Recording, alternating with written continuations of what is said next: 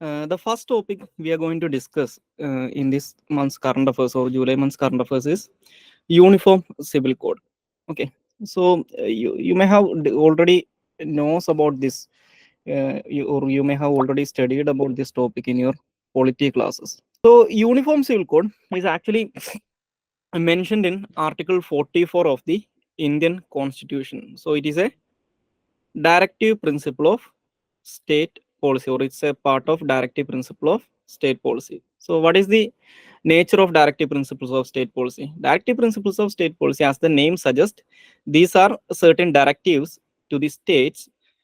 That means the states need to implement these directives at the appropriate time. So Article 44 states that the state shall endeavor to secure for all the citizens of India a uniform civil code throughout the territory. Okay, so that means the state shall endeavor to secure a uniform civil code for all the citizens of India throughout the territory of India. Okay, so uniform civil code means, as the name suggests, it implies a uniform civil law for all the Indian citizen, regardless of their religion or any other identities. Okay, so as you know, in India, the majority of the existing laws, especially the criminal laws, or all of the criminal laws, are uniform for all the Indian citizen, irrespective of their identities. And in the case of civil laws too, majority of the civil laws, nearly 98% of the civil laws, are uniform for all the citizen. But when we came to the civil laws that are related to certain areas like marriage, inheritance, divorce, adoption, these kind of laws or laws related to these areas are not uniform in India. Okay, because the Britishers who ruled India before India gaining independence have created religious based laws for these purposes or in these areas. For example, if you look into the different communities of India, you can find different laws in these matters based on their religious belief. For example, for Muslims, you can find the Sharia Act of 1930s, and for Sikhs, they have a act known as the Anandas Act.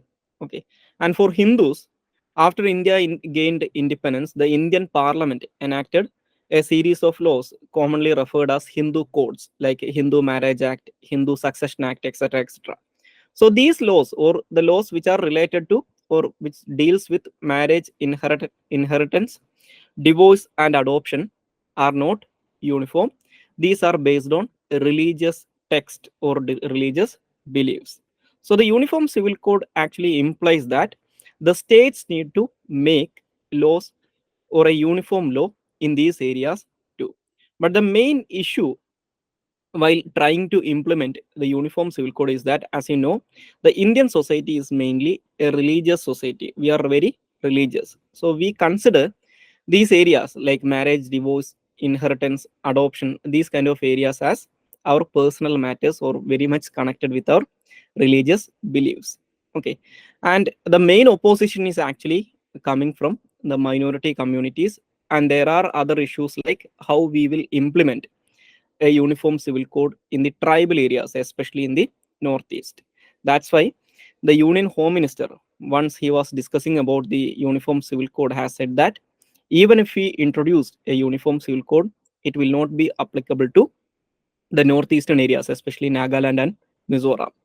So, is there any state in India which have a uniform civil code in your understanding?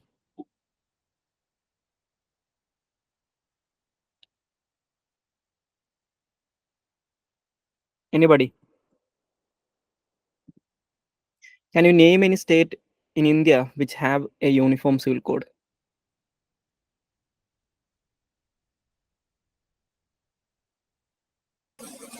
Uttarakhand.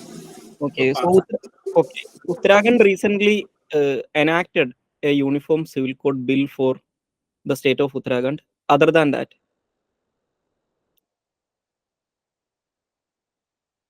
so it is said that the state of Goa, Goa. okay, the state of Goa is the only state in India to have a uniform civil code. But as I mentioned earlier, Uttarakhand also recently enacted a uniform civil code. But in the case of Goa, the Goan personal law or Goan family laws, which it is called as such, is actually a contribution of the Portuguese colonizers, because Goa was never been a part of British India.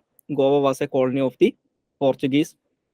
So they have created a set of laws known as Goan family laws, which is nearly uniform across the different religious communities. But in the case of Goa too, there are certain aspects in the Goan personal law or Goan family laws where you can find certain exceptions or certain special provisions with regard to different religious communities. For example, as per the Goan family law, the Hindu community is allowed to have bigamy, okay, or the Hindu male can have multiple wives if certain criteria are met. For example, if the wife of that particular male is unable to deliver him a male offspring within the age of 30, he can have a second wife. Okay, so these kind of variations you can find in Goan family law. So we cannot call it entirely uniform. Okay, so the uniform civil code is more important for your mains preparation. But in the case of prelims, just understand what is uniform civil code and how it is connected with our constitution. Okay, and please also refer with the uh, Goan or the recent uniform civil code bill enacted by the Goan legislature, okay, which has been in the news in the past few months. Okay, so that's it about uniform civil code. The second topic is Directorate of Enforcement, or we commonly call it the Enforcement Directorate, which has been in the news for frequently in the news, mainly because of the investigations the Enforcement Directorate conducted. Some of the investigations conducted by the Enforcement Directorate have been politically controversial, and the opposition parties has been accusing the Enforcement Directorate and the central government for using or politically using this investigative agency. So when we look at the Enforcement Directorate, the Enforcement Directorate is an investigative agency which is mandated to investigate cases related to money laundering and foreign exchange laws. Okay, money laundering and foreign exchange laws. So it comes under the administrative control of Department of Revenue under the Ministry of Finance. We can find or we can trace back the origin or the genesis of the Enforcement Directorate back to 1956, when it was established as enforcement unit under the Department of Economic Affairs for handling exchange control laws or foreign exchange control laws violations under Foreign Exchange Regulations Act of 1947 or FERA Act. Okay, but in the very next year, in 1957, the enforcement unit was renamed as Enforcement Directorate. Okay, that's how it got the present name. Okay, Enforcement Directorate. So presently, the Enforcement Directorate is responsible for conducting investigations related to the violations of mainly two laws. The first one is Foreign Exchange Management Act of 1999, which is actually a replacement of the older FERA Act. Okay, so you may have heard the recent news about Enforcement Directorate publishing a lookout notice for the edutech platform Byju's CEO. Okay, so that lookout notice was actually issued under the FEMA Act. Okay, and the second one is Prevention of Money Laundering Act of 2002. So the Enforcement Directorate is mainly responsible for investigating alleged crimes under these two union laws or these two laws enacted by the Indian Parliament, Foreign Exchange Management Act and Prevention of Money Laundering Act. Okay, so any doubts? Is it clear? Yes, sir. Okay, all right. So the next topic is Multi-State Cooperative Societies Amendment Bill 2023. Okay. So before we discussing about the Multi-State Cooperative Societies Amendment Bill 2023 and its various provisions, first we need to understand what are multi-state cooperative societies. So multi-state cooperative societies are those cooperative societies that have operations in multiple states. Okay, as you know, the cooperative societies, the subject of cooperative societies is falls under the state list under seventh schedule. So that means it is under the cooperative societies automatically falls under the jurisdiction or under the control of state governments and state legislature. But in the case of multi-state cooperative societies, it is mentioned under the union list of seventh schedule. So the multi-state cooperative societies are those cooperative societies which have operations in multiple states, and these cooperative societies has to be registered with the central corporation registrar. Okay, usually for the state cooperative societies in every state, as per their state law, they will have every state will have a state registrar to register cooperative societies which are operating within the state. But in the case of multi-state cooperative societies, these are cooperative societies operating in multiple states and they have to be registered with Central Corporation Registrar, okay, which is established under the Multi-State Cooperative Societies Act. Okay, so what are the major features of the Multi-State Cooperative Societies Amendment Bill? The first important provision is election authority to conduct elections or polls to the multi-state cooperative societies. So the bill proposes that the central government will establish an election authority including a chairperson, a vice chairperson, and not more than 3 members to reform the existing electoral process or to conduct the elections into the multi-state cooperative societies. And the tenure of the chairperson, vice chairperson, and members of the election authority who is responsible for conducting elections to the multi-state cooperative societies will have a tenure of 3 years or 65 years of age, whichever is earlier. This is the first major provision. And the second one is fund to revive sick multi-state cooperative societies. Okay, so every multi-state cooperative society which is profit making, that means a multi-state cooperative society which recorded at least a minimum profit or recorded profit for the last 3 financial years shall credit rupees 1 crore or 1% of their profit to the fund. Okay, so this designated fund will be used to revive the sick or ailing multi-state cooperative societies or the loss-making multi-state cooperative societies. Okay, and the third provision is the state level cooperative societies. State cooperative societies means the cooperative societies which are operating within the jurisdiction of a particular state. So this amendment bill proposes that the state level cooperative societies can merge to form a multi-state cooperative society. For example, a cooperative society from Kerala and another cooperative society from Tamil Nadu can merge and to create a multi-state cooperative society. But this will be subject to state laws. Okay. And the fourth provision is power of central government. The 2002 Multi-State Cooperative Societies Act gives the power to central government to supersede or suspend the board of multi-state cooperative societies under certain conditions and to appoint administrators to manage the affairs of that specified or specific multi-state cooperative societies. Okay, but the 2002 Act clearly mentions which kind of multi-state cooperative society can be classified as a specified multi-state cooperative society which can be brought under the control of central government appointed administrators.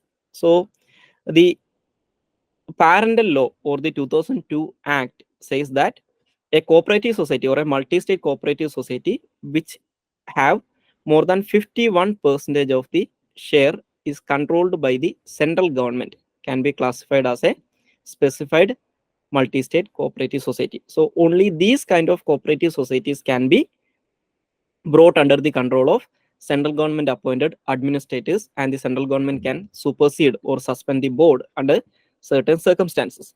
But the 2023 amendment bill changed the definition of specified multi-state cooperative societies as any multi-state cooperative societies where the central government hold share, or any multi-state cooperative society which procured loan from central government or financial assistance or any guarantee from central government. So that means this bill increases the control or the ability of the central government to supersede or suspend the board and to appoint administrators to multi-state cooperative societies, because earlier the central government can only do these kind of things to the multi-state cooperative societies where the central government holds more than or at least 51% of shares. But as per the new amendment, the central government can do this thing to any multi-state cooperative society where the central government hold any share. Okay, maybe less than 1% share. Okay, the central government can do the same thing to them. Or any multi-state cooperative society that procured loan from or financial assistance or any kind of guarantee from central government can be their board can be superseded or suspended by the central government, and the central government can appoint administrators to these multi-state cooperative societies. So this is one of the biggest criticism, okay, the faced by this amendment bill. Okay, the critics actually accuse that it gives unwavering powers or a huge power to the central government over multi-state cooperative societies. And this bill also proposes the creation of a ombudsman to uh, resolve complaints or to hear complaints against multi-state cooperative societies, and it's also provide for conducting concurrent audits, and it also provides higher penalty for offenses committed by the multi-state cooperative societies. Okay, so these are the major provisions mentioned in the multi-state cooperative societies amendment bill 2023. Okay, so the next topic is Cinematograph Amendment Bill 2023. Okay. So this is an amendment bill introduced in the parliament to amend the Cinematograph Act of 1952. So the Cinematograph Act of 1952 created the Central Board of Film Certification, or CBFC, or we commonly refer as the Central Censor Board. Okay, the Central Board of Film Certification. And the Cinematograph Act also deals with granting certification to films. So as you know, presently in India, we have 4 types of certifications. The first one is U certification. That means it doesn't need any adult supervision. And the second one is UA category. And the third one is A category, or adults only category. And there is another certification known as the S category. Okay. So the new bill, the 2023 amendment bill, changes or proposes certain changes into the existing law. The first major feature of this amendment bill is that the amendment bill proposes rigorous penal provisions for using any kind of audio visual recording devices in a place of licensed to exhibit films, for example movie theaters, to record a film in order to make or in order to transmit that film, okay, to create pirated copies and all, or to infringe the copyright of a film. So this bill proposes that for these kind of acts, this will be considered as a offense under this new bill, and the offense will be punishable up to 3 years imprisonment and a fine up to 5% of the film's production cost. Okay, so this is the first major provision. And the second major provision is The bill proposes to create three subcategories under the UA category. Okay, so as I mentioned earlier, presently or as of now, the Cinematograph Act 1952 provides four type of film certifications: U, UA, A, and S. But the amendment bill proposes to create three subcategories or three sub certification categories under the UA category. Okay, the first one is UA 7 plus. Okay, that means the films can be uh, seen by children above 7 years without parental supervision, or that means a child below the age of 7 years need the parental supervision. And the second one is UA 13 plus, and the next one is UA 16 plus. Okay, so the UA category films are like, these films can be uh, seen by the minors with adult supervision. So under the UA category, they created these three subcategories. Okay, and as I mentioned earlier, presently there are four type of certifications: U, UA, A, and S. Okay, and as you know, presently the A certified films have largely been prohibited on televisions. Okay, these film certifications are for movie theaters or public uh, exhibitions. Okay, but these kind of adults rated films have been largely prohibited on television, especially following the 2004 Bombay High Court order. But after the Bombay High Court order, the broadcasters or the especially the television channels started to voluntarily cut the adult content in a particular film voluntarily. Okay, they will either cut off that part, or they uh, mute the explicit languages and all, and they will apply for a reapply for a CBFC certification for UA rating by removing these adult content from that film. So this was a norm. Okay, it was not regulated under the law because it was created after, or this procedure was started after the Bombay High Court verdict in 2004. So the new bill actually formalizes this practice, or give a legal backing to this practice followed by the broadcasters. And the third major change is the certificate, the film certificates given by the CBFC will be perpetually valid. Okay, so presently, before the amendment bill, the film certificates given by CBFC was valid for 10 years, but this 10 years period have been removed, and it says that the film certificates will be perpetually valid. And the films with A or S certificates will require a separate certification for exhibition on television or any other media prescribed by the central government. So these are the major changes introduced by the Cinematograph Amendment Bill. Okay, so along with that, you need to understand a certain point about the Central Board of Film Certification. So as I mentioned earlier, generally we call the Central Board of Film Certification as the censor board. Okay, so does the censor board actually have a power to censor a particular film?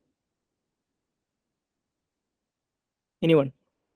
Does the censor board or the Central Board of Film Certification have the power to censor a particular film? Censor means to cut off a part of that film, or to ask the filmmakers to cut a particular portion of that film to give its certification.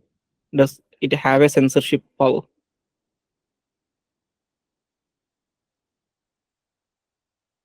Okay, so you need to understand that it doesn't have a censorship power. Okay, it only have the legally, it only have the power to give certification to the film. It didn't have the power to censor films. Okay, so the next topic is dark patterns. Okay, so dark patterns are a certain kind of misleading advertisements. So recently, the Advertising Standard Council of India has issued guidelines for dark patterns. So dark patterns is a user interface crafted to trick or manipulate users into making choices detrimental to their interest. For example, buying more expensive products. So this is a manipulative game uh, done by the sellers, or especially the online e-marketplaces like the commercial sites and all. Okay, so recently the Standards Council of India has issued certain guidelines to regulate the dark patterns. Okay, so the misleading advertisements like the dark patterns have actually defined, or advertisements are defined under the Consumer Protection Act of 2019. Okay, so the guidelines issued by the Advertising Standards Council of India actually addressing four online advertisement techniques. Okay, the first one is drip pricing. Okay, drip pricing is an element of the cost that are not revealed upfront. That means to have certain hidden charges for making purchases or buying a product from a seller. Okay, especially it is committed during online commercial activities or online purchases. Okay, so that is drip pricing. So that means, for example, you can find certain websites which offer products at heavily discounted price, but when you try to purchase that product and when you reach the billing stage or the payment stage, they will add certain duties or certain extra charges over that product. Okay, so that is drip pricing. The second one is false urgency. So false urgency is actually a psychological trick. It is actually used by these online sellers to create an urgency among the consumers to uh, buy a particular product by saying that the stock of the product is being speedily or very rapidly sold off. Okay, you cannot buy this product. If you are not buying this product within this much time, this will be sold out and all these kind of things. Okay, this is the false urgency. The other one is distinguished ads. So distinguished ads is a advertisement resembling editorial or an organic content in a published in a newspaper or in a media outlet. Okay, for example, you can see certain advertisements placed in a newspaper like a news article. Okay, but if you read that article, you can understand that it is actually an advertisement. So the guidelines clearly says that the advertisement or these kind of content cannot be published in uh, newspapers or other news outlet as editorials or organic news items. Okay, the fourth one is bite and switch tactics. So the bite and switch tactics is actually an advertisement method. It is advertising one product or service but delivering another. Okay, often low quality products. Okay, so that's it about dark patterns. Okay, so along with that, you need to understand a bit about the Advertising Standard Council of India. So the Advertisement Standard Council of India has established in 1985. It's actually a self-regulatory body. It's not a governmental agency. It's actually established in 1985 by professionals from the advertising and media industry to keep Indian advertisement decent, fair, and honest. So it's a voluntary self-regulatory organization comprising members from India's marketing, creative, media, and allied companies. So the ASCI has been committed to protecting India's consumers' interest through self-regulation and advertisement. Okay, so for a prelims point of view, just understand when it was established, what is their objective, and what kind of organization is this. Okay, it's a voluntary self-regulatory organization. It's not a statutory body, not a governmental agency. It's a voluntary self-regulatory organization created by the concerned industries. Okay, so the next topic is Black Sea Grain Deal. Okay, so uh, from 2022 February onwards, we have been seeing a lot of newses with regard to Black Sea because the ongoing Russia-Ukraine war. Actually, today is the second anniversary of the beginning of Russia-Ukraine war. It was started in 2022 February 24. Okay, so the Black Sea grain deal was was an agreement or was a deal brokered by United Nations and Turkey in June 2022. So the deal is mainly with regard to allowing grain export from three specified Ukrainian ports, okay, without getting attacked by Russian forces.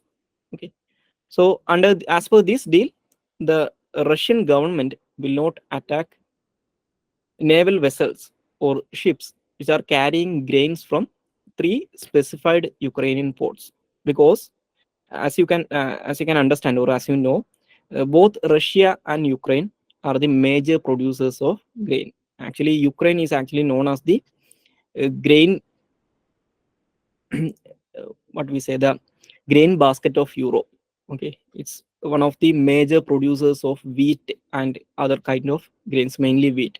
And Ukraine is one of the main contributor to the UN food aid program. So that's why after the beginning of the Russia-Ukraine war, the prices of the grain and the fertilizers, because Russia is one of the major exporters of fertilizers and some of the components used in the fertilizers.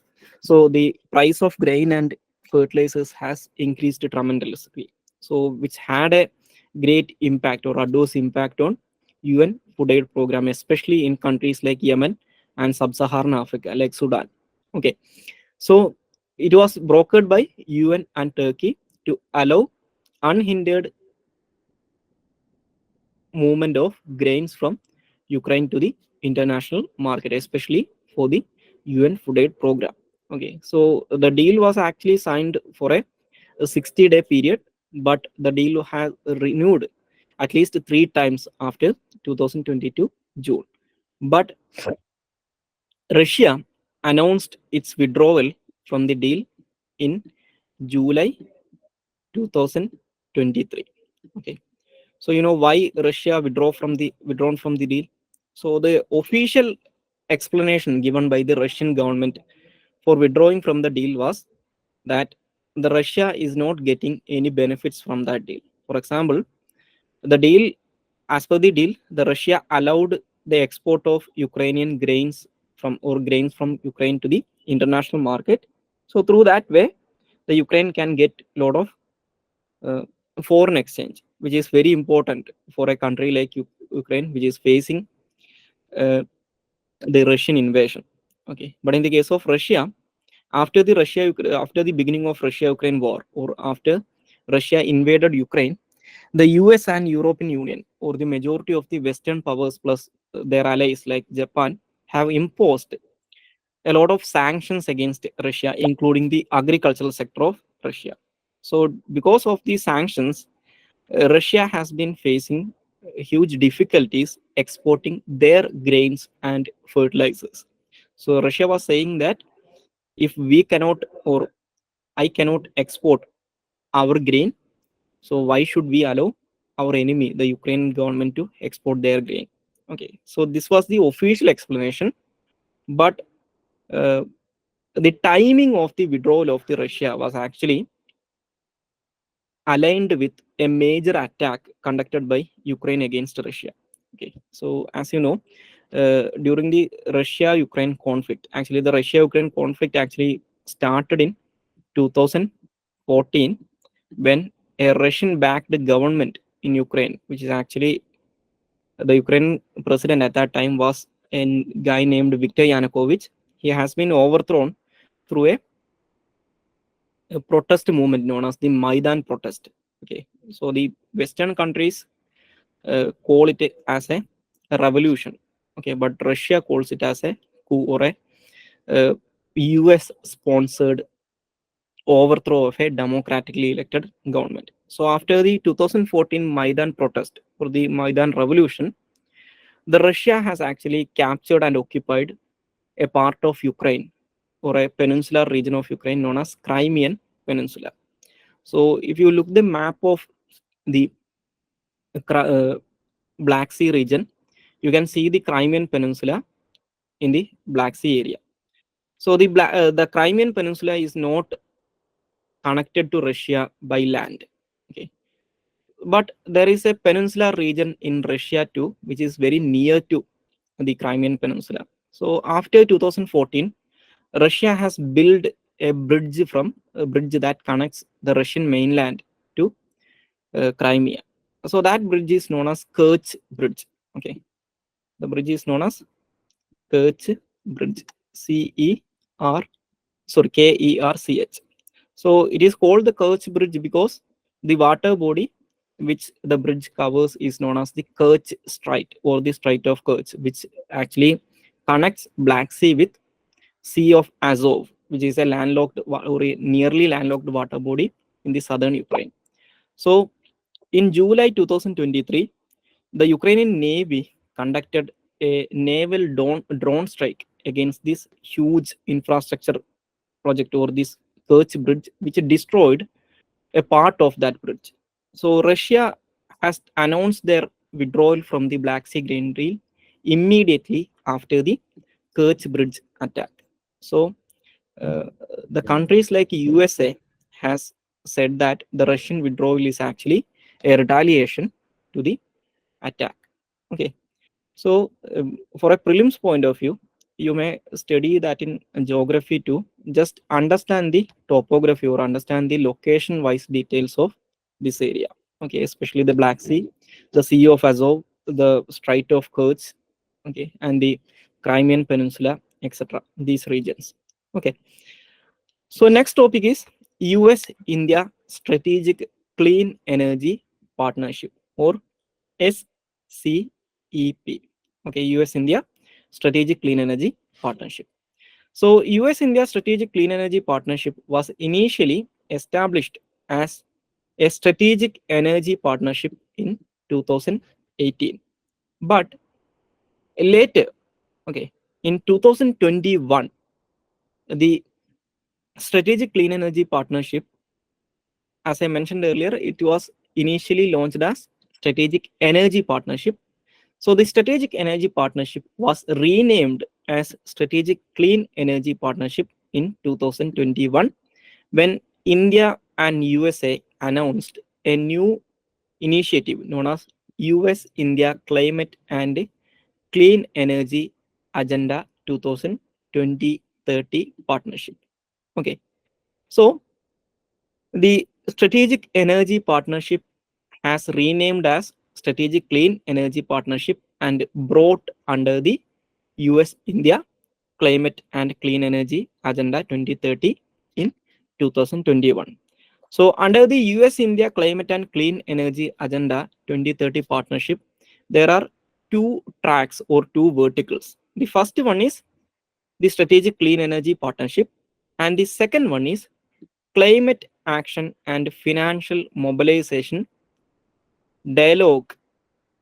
Okay, Climate Action and Financial Mobilization Dialogue. Okay, so under the Strategic Clean Energy Partnership, there are 5 technical pillars. Okay, the first one is power and energy efficiency. The second one is renewable energy. The third one is responsible for oil and gas. The fourth one is sustainable growth. And finally, emerging fuel and technologies. Okay, so these are the 5 technical pillars of India-US Strategic Clean Energy Partnership. For your prelims, just understand what is the Strategic Clean Energy Partnership. So it is a partnership between India and USA under the US-India Climate and Clean Energy Agenda 2030, which is announced in 2021. But the Strategic Clean Energy Partnership initially established as Strategic Energy Partnership in 2018. That means it was renamed and relaunched under this scheme in 2021. So under the US-India Climate and Clean Energy Agenda, there are 2 verticals or 2 tracks. The first one is Strategic Clean Energy Partnership and the second one is Climate Action Finance mobilization dialogue. Okay, so understand these things for your prelims point of view. Okay, this 5 points is not that much important, but for if you can remember this, then that's good. Okay, so that's it about India US strategic clean energy partnership. So any doubts? Is it clear?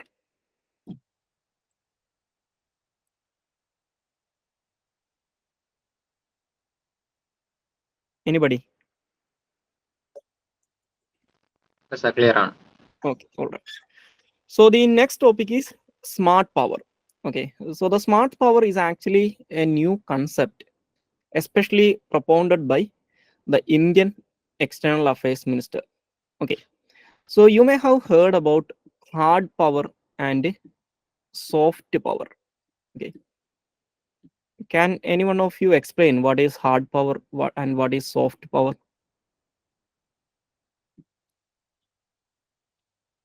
Anybody? Hard power എന്ന് വെച്ചാൽ നമ്മ military സ്ട്രെങ്ത്തും Hmm. അതൊക്കെ ഉപയോഗിച്ച് ഒരു കൺട്രീനെ influence ചെയ്യുന്നത്. Okay, soft. Soft power നമ്മുടെ cultural തിങ്സും diplomatic ആയിട്ടുള്ള Okay, അതൊക്കെ വെച്ച് ഇൻഫ്ലുവൻസ് ചെയ്യുന്നത്. okay, very good. So as he mentioned, hard power means a country's ability to influence other countries or external actors by using its military strength and economic power. Okay, the best example is USA. Okay, USA has used their hard power more than any other country in the modern history. Okay, soft power at the same time means a country's ability to influence another countries or external actors through its cultural influences or it's using its cultural aspects. Okay, especially the cultural aspects. Okay, like its religion and culture, like India promoting yoga across the world. Okay, it's actually part of our soft power. Okay, and Bollywood, okay, or film industry. Okay, these things can be considered as soft power. So smart power is actually means a combination of both. Okay, using hard power and soft power to achieve our foreign policy objectives, or a mix of hard power and soft power. Okay, that is known as smart power. But as I mentioned earlier, it's been in the geopolitical arena for a very long time. Every country uses a combination of both. Okay, like US and all the countries use this combination of hard power and soft power.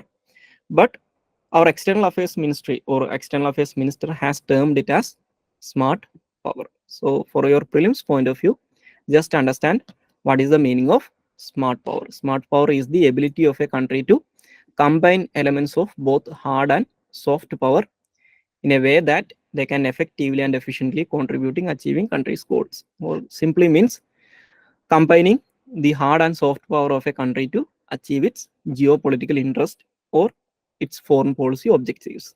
That is that is smart power. Okay, so the next topic is BIMSTEC. Okay, you may have already studied about BIMSTEC in your international relations class, but BIMSTEC has been in the news, especially in the month of July and August, very frequently. Okay, so that's why we are discussing about BIMSTEC. So BIMSTEC, or Bay of Bengal Initiative for Multi-Sectoral Technical and Economic Cooperation, is a regional organization of the littoral and adjoining states of Bay of Bengal. Okay, so the full form of BIMSTEC is Bay of Bengal Initiative for Multi-Sectoral Technical and Economic Cooperation. Okay, so it is a regional organization of the littoral and neighboring or adjoining states of Bay of Bengal region. Okay, so BIMSTEC was initially established in 1997 as BIST EC. Okay, BIST EC, BIST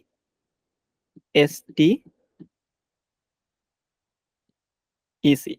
Okay, so it was established in 1997 by signing a treaty known as Bangkok Treaty or Treaty of Bangkok or Bangkok Agreement by Bangladesh, India, Sri Lanka, and Thailand. So at that time, it was called as BIST, is Bangladesh, India, Sri Lanka, Thailand Economic Cooperation. So these are the 5 founding members of BIMSTEC. But in the same year, okay, so the agreement was the organization was established in, I think, in June or July 1997. But in the same year, I think in December, Myanmar also joined this organization. So then it was known as BIMST EC or BIMSTEC, Bangladesh, India, Myanmar, Sri Lanka, Thailand Economic Cooperation. Okay, but later in 2004, 2 other neighboring countries of Bay of Bengal, 2 landlocked countries in the South Asian region, Nepal and Bhutan, joined BIMSTEC. So then it is renamed as BIMSTEC or Bay of Bengal Initiative for Technical and Economic Cooperation. So as I mentioned earlier, it is a regional organization consisting of the littoral and neighboring states of Bay of Bengal, and the organization is mainly concentrating on technical and economic cooperation. It was the major area of cooperation under this regional organization. But after 2017, India have introduced new areas of cooperation under BIMSTEC, especially security, maritime security related areas. The main reason for that is the unworkability of another regional organization, that is the SARC, because of the issues between India and Pakistan. And the other major issue is that the Bay of Bengal is actually strategically located at the mouth of the water body which connects the Indian Ocean with Pacific Ocean. So it is the entry point of, or it is a point where the Indian Ocean is connected with the Pacific Ocean.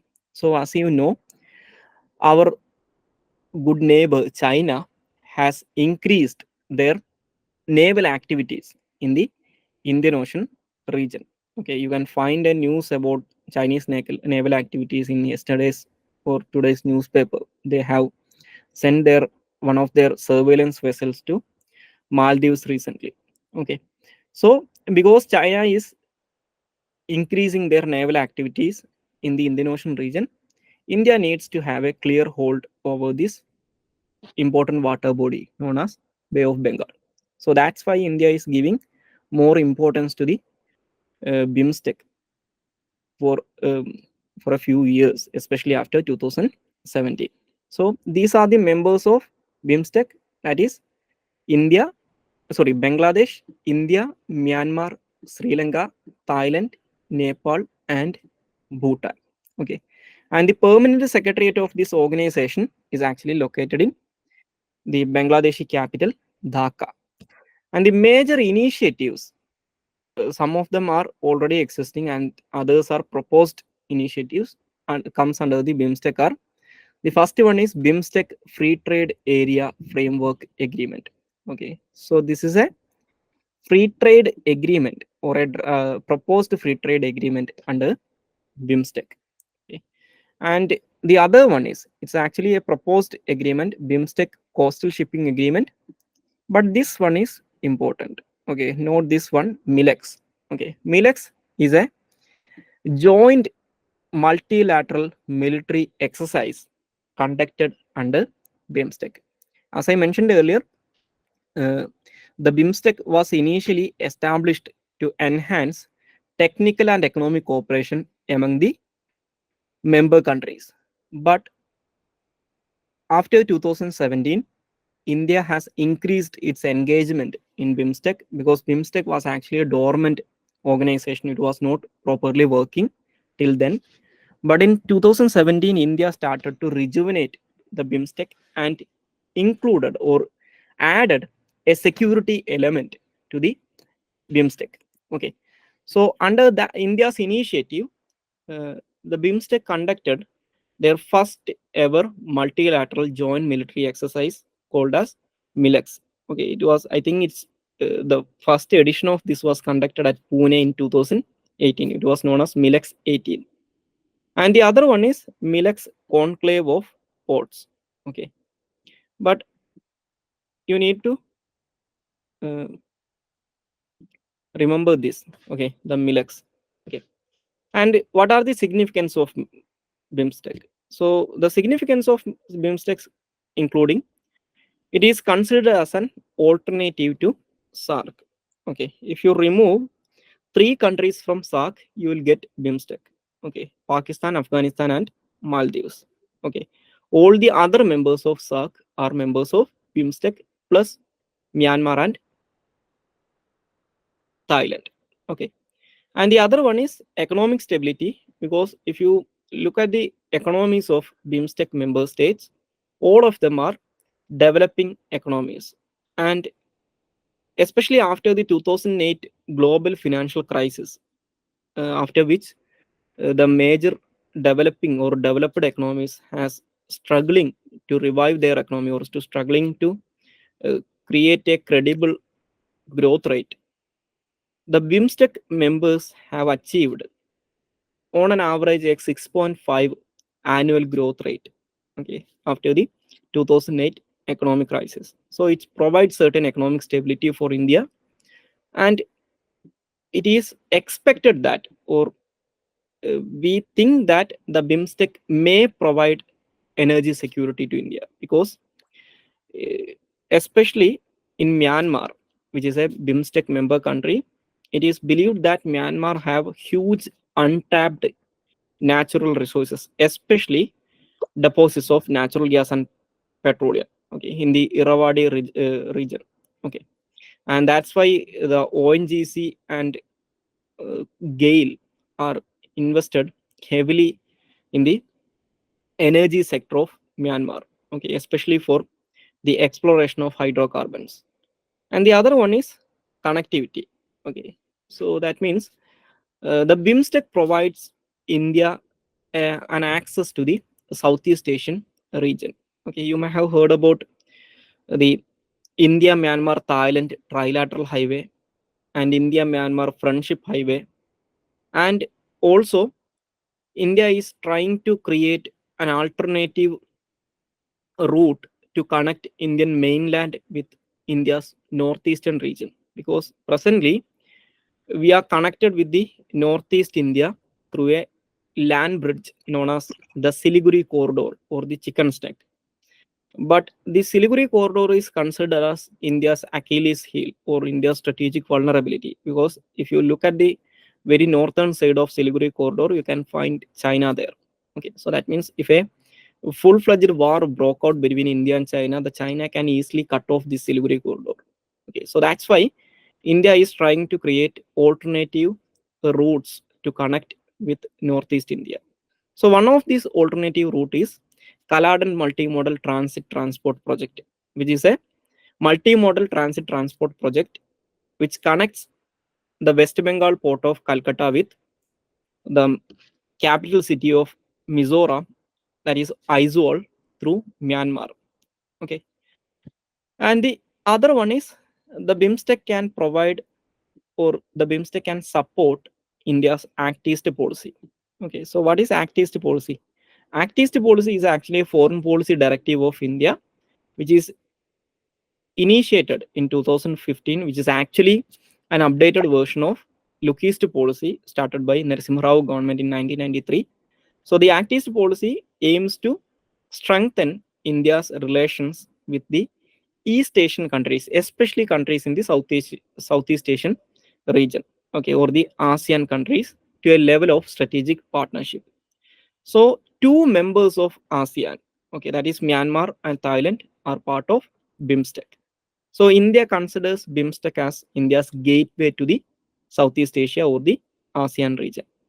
And the other one is to contain China's influence in the India's neighborhood. Okay.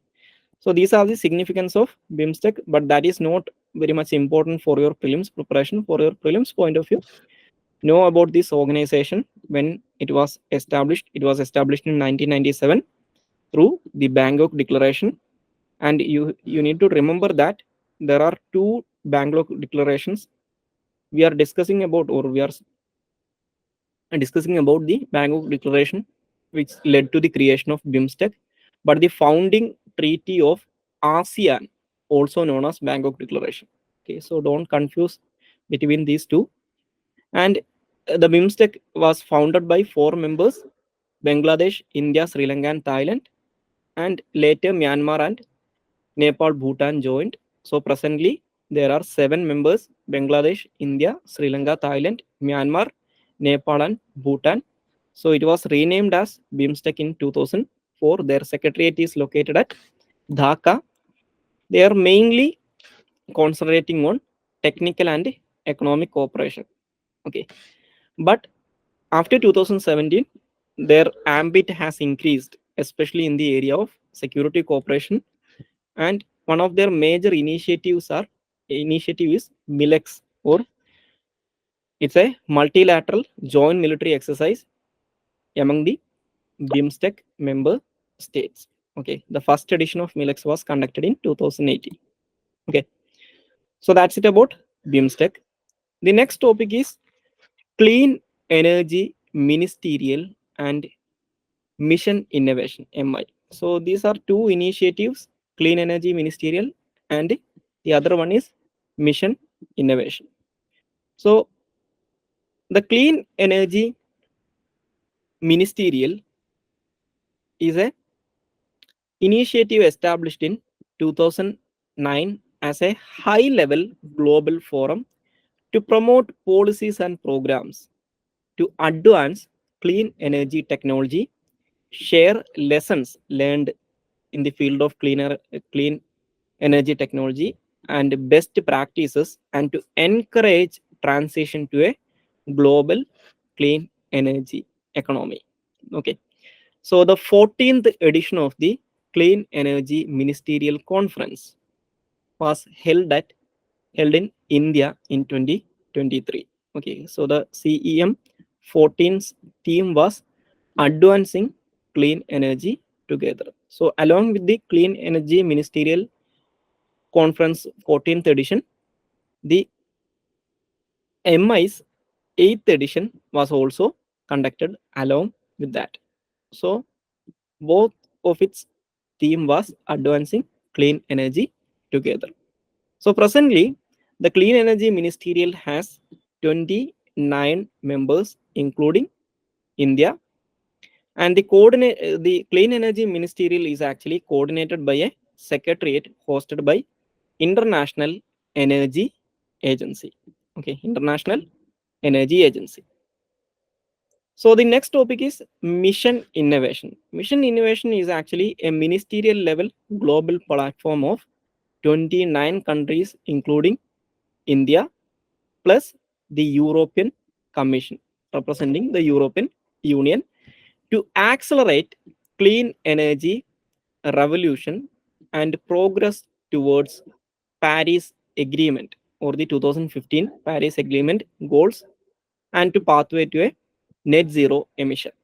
Okay, so the first phase of Mission Innovation was actually started immediately after the Paris Climate Accord. It was actually declared at the Paris Climate Summit held in 2015, and the first phase was from 2015 to 2020. Okay, and the second phase of the Mission Innovation was launched in 2021. The main focus area of the Mission Innovation 2.0 is a decade of action, 2021 to 2030, and emphasizing on scale up of the deployment of innovative clean energy technology and make clean energy affordable, attractable, and accessible for all. Okay, so that's it about Mission Innovation.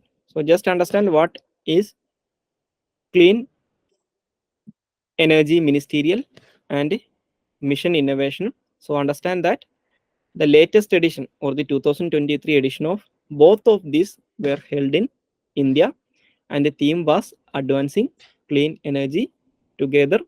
And India is a member in both of these initiatives.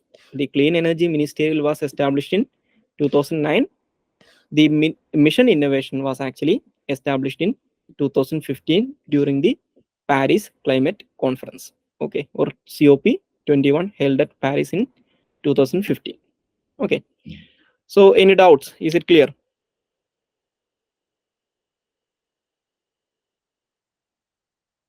Anybody? Clear, sir. Clear ആണല്ലോ. Okay, all right. So the next topic is comprehensive and progressive agreement for Trans-Pacific Partnership. Okay.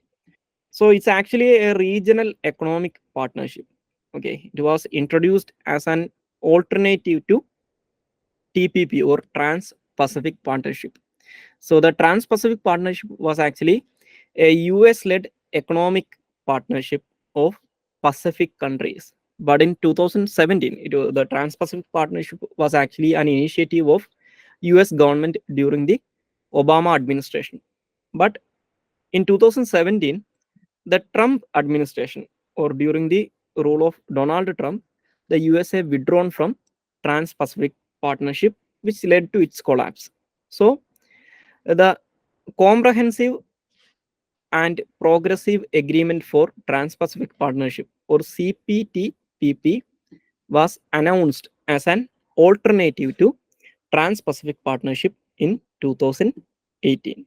So it's a free trade agreement among 11 countries.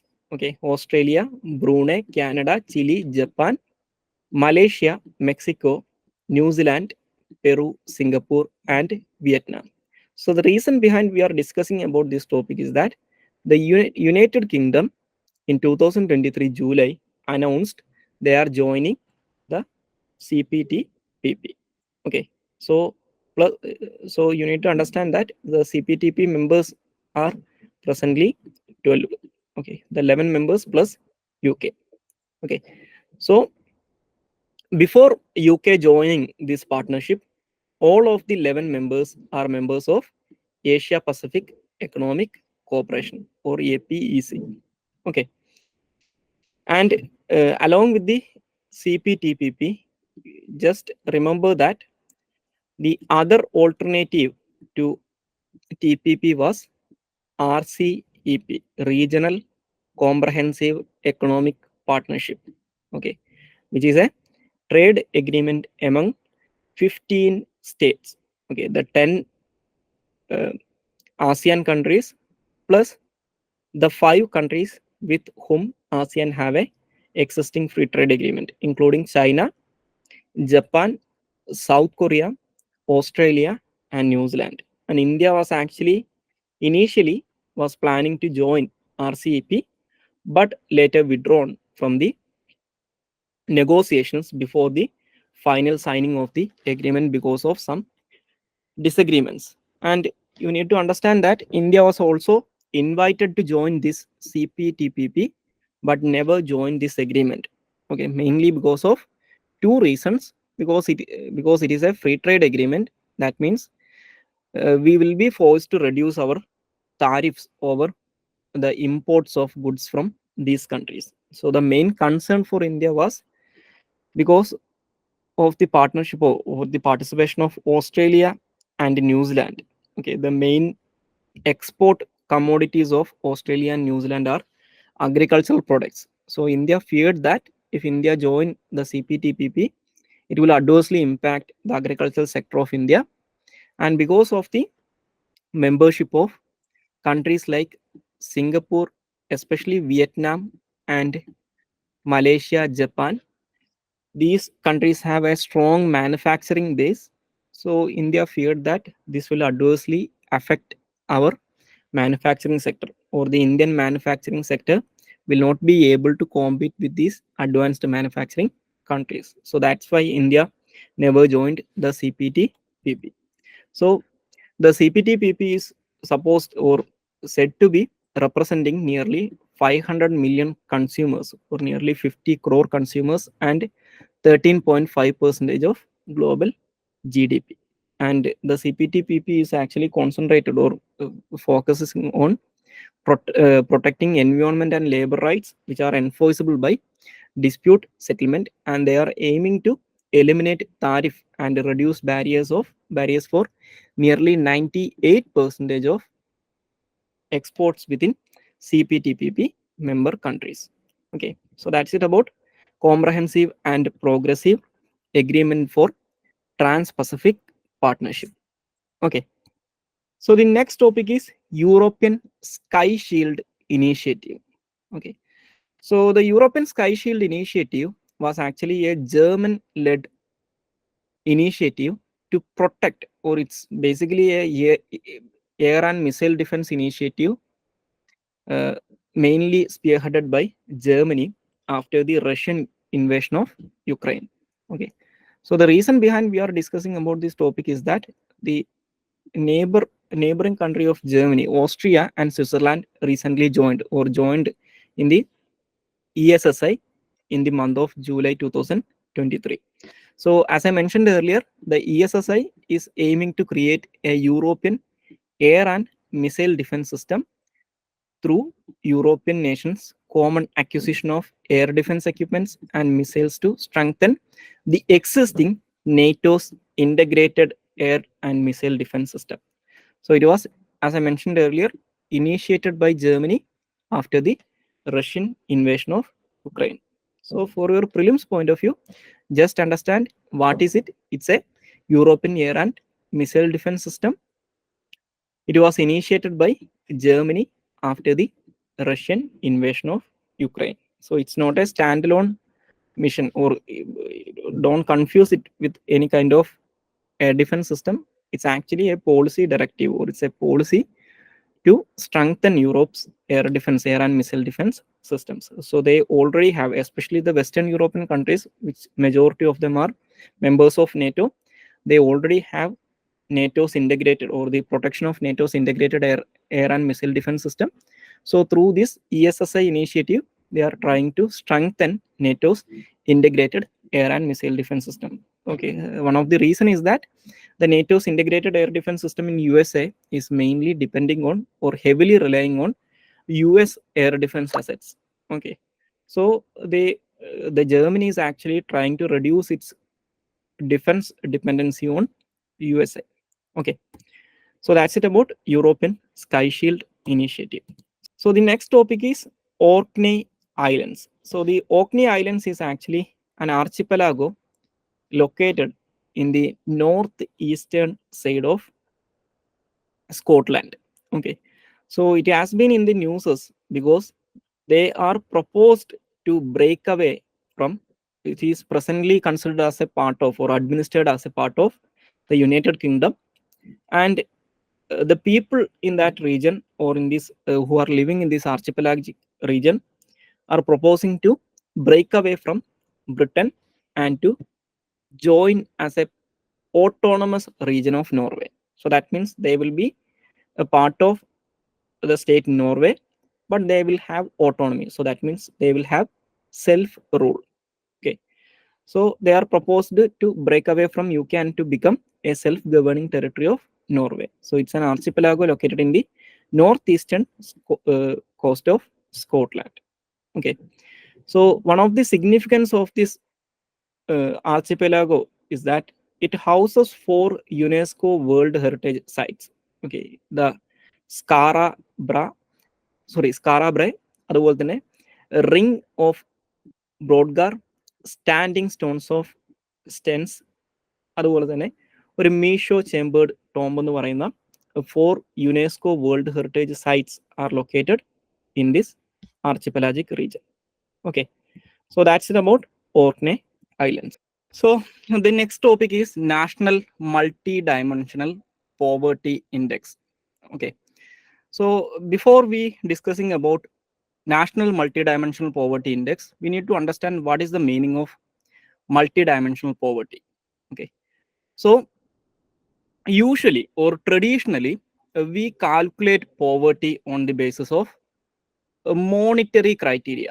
Okay, because we say that if a person is actually gaining this much money, or a person's salary is less than this much, he will be considered as below poverty line. So that's solely based on monetary aspects.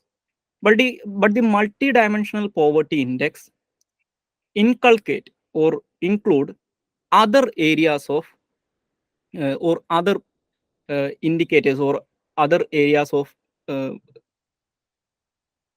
which are related to the other aspects of a person's life. Okay, not only the monetary aspects, but other aspects like health, education, and living standards. So the multidimensional poverty index actually includes the deprivation of health, education, and living standards that a person faces simultaneously, okay, because of poverty. So the National Multidimensional Poverty Index is actually released by Niti Aayog under the Government of India's Global Index for Reforms and Growth Initiative, or GIRG initiative. So the Multidimensional Poverty Index was actually, if you look at the global stage, was actually started by UNDP, United Nations Development Program, and the UNDP releases an annual multidimensional poverty index, and that is prepared based on the methodology developed by Oxford Poverty and Human Development Initiative and UNDP. So the Niti Aayog also bases their methodology on this. Okay, they follows the methodology developed by Oxford Poverty and Human Development Initiative, or OPHI, and UNDP. So, in order to calculate the multidimensional poverty index, the Niti Aayog takes 2015-16 as the base year, because it was when India conducted its National Family Health Survey version, or National Family Health Survey 4. Okay. So, under the National Multidimensional Poverty Index, they calculate or they measure deprivation across three areas: okay, health, education, and standard of living. So under these three broad categories, they measure 12 indicators. Okay, that includes, for example, in the case of health, the indicators including nutrition, sanitation, child and adolescent mortality. And in the case of education, it includes years of schooling, school attendance. And in the case of standard of living, it includes housing, assets, and bank accounts, etc. So these three broad categories, including under these three broad categories, there are 12 indicators. So under the National Multidimensional Poverty Index, the Niti Aayog measures the performance or the situation of people on the basis of these 12 indicators under these three areas. Okay, so the 2023 National Multidimensional Poverty Index says that, or the key findings in the reports says that there is a steep decline in number of multidimensionally poor people in India. For example, in 2015-16, the percentage of people who are facing the multidimensional poverty was 24.85 percentage of India's total population, but that was reduced to 14.96 percentage in 2019-21. So there is a roughly 10 percentage decrease over a 5 year or a 4 or 5 year time period. Okay, and in the multidimensional poverty, rural areas seen the fastest decline in multidimensional poverty. Okay, for example, in 2015-16, the multidimensional poverty in India was 32 point in the rural India was 32.59 percentage, but it was reduced to 19.28 percentage. And the urban areas seen uh, a gradual decline in multidimensional poverty from 8.65 to 5.27. So you don't need to remember these figures, but understand the overall picture. So that means on if you look at the all India scale, the multidimensional poverty has actually tremendously reduced, nearly 10% reduced from 2015-16 to 2019-21. The fastest decline is recorded in the rural areas, and the urban multidimensional poverty also declined. And the highest reduction of multidimensional poverty is actually reported in Uttar Pradesh and followed by Bihar and Madhya Pradesh. So understand these facts. Okay, Uttar Pradesh registered the highest decline in numbers with they uplifted nearly 3.43 crore population out of multidimensional poverty, and it is followed by Bihar and Madhya Pradesh. At least remember, Uttar Pradesh registered the highest decline in numbers of multidimensional poor. Okay, and the report also says that there is a substantial improvement all across the 12 multidimensional poverty indicators. So as I mentioned earlier, the multidimensional poverty is actually measured by uh, calculating 12 multidimensional poverty indicators across 3 areas. So the report says that in all the 12 indicators, it's shown a substantial improvement or substantial reduction of multidimensional poverty. And the reason for this improvement is mainly attributed to improvement in nutrition. Okay, read the impact of National Food Security Act, and the years of schooling have improved, sanitation, cooking fuel. These things played a significant role in bringing down the poverty.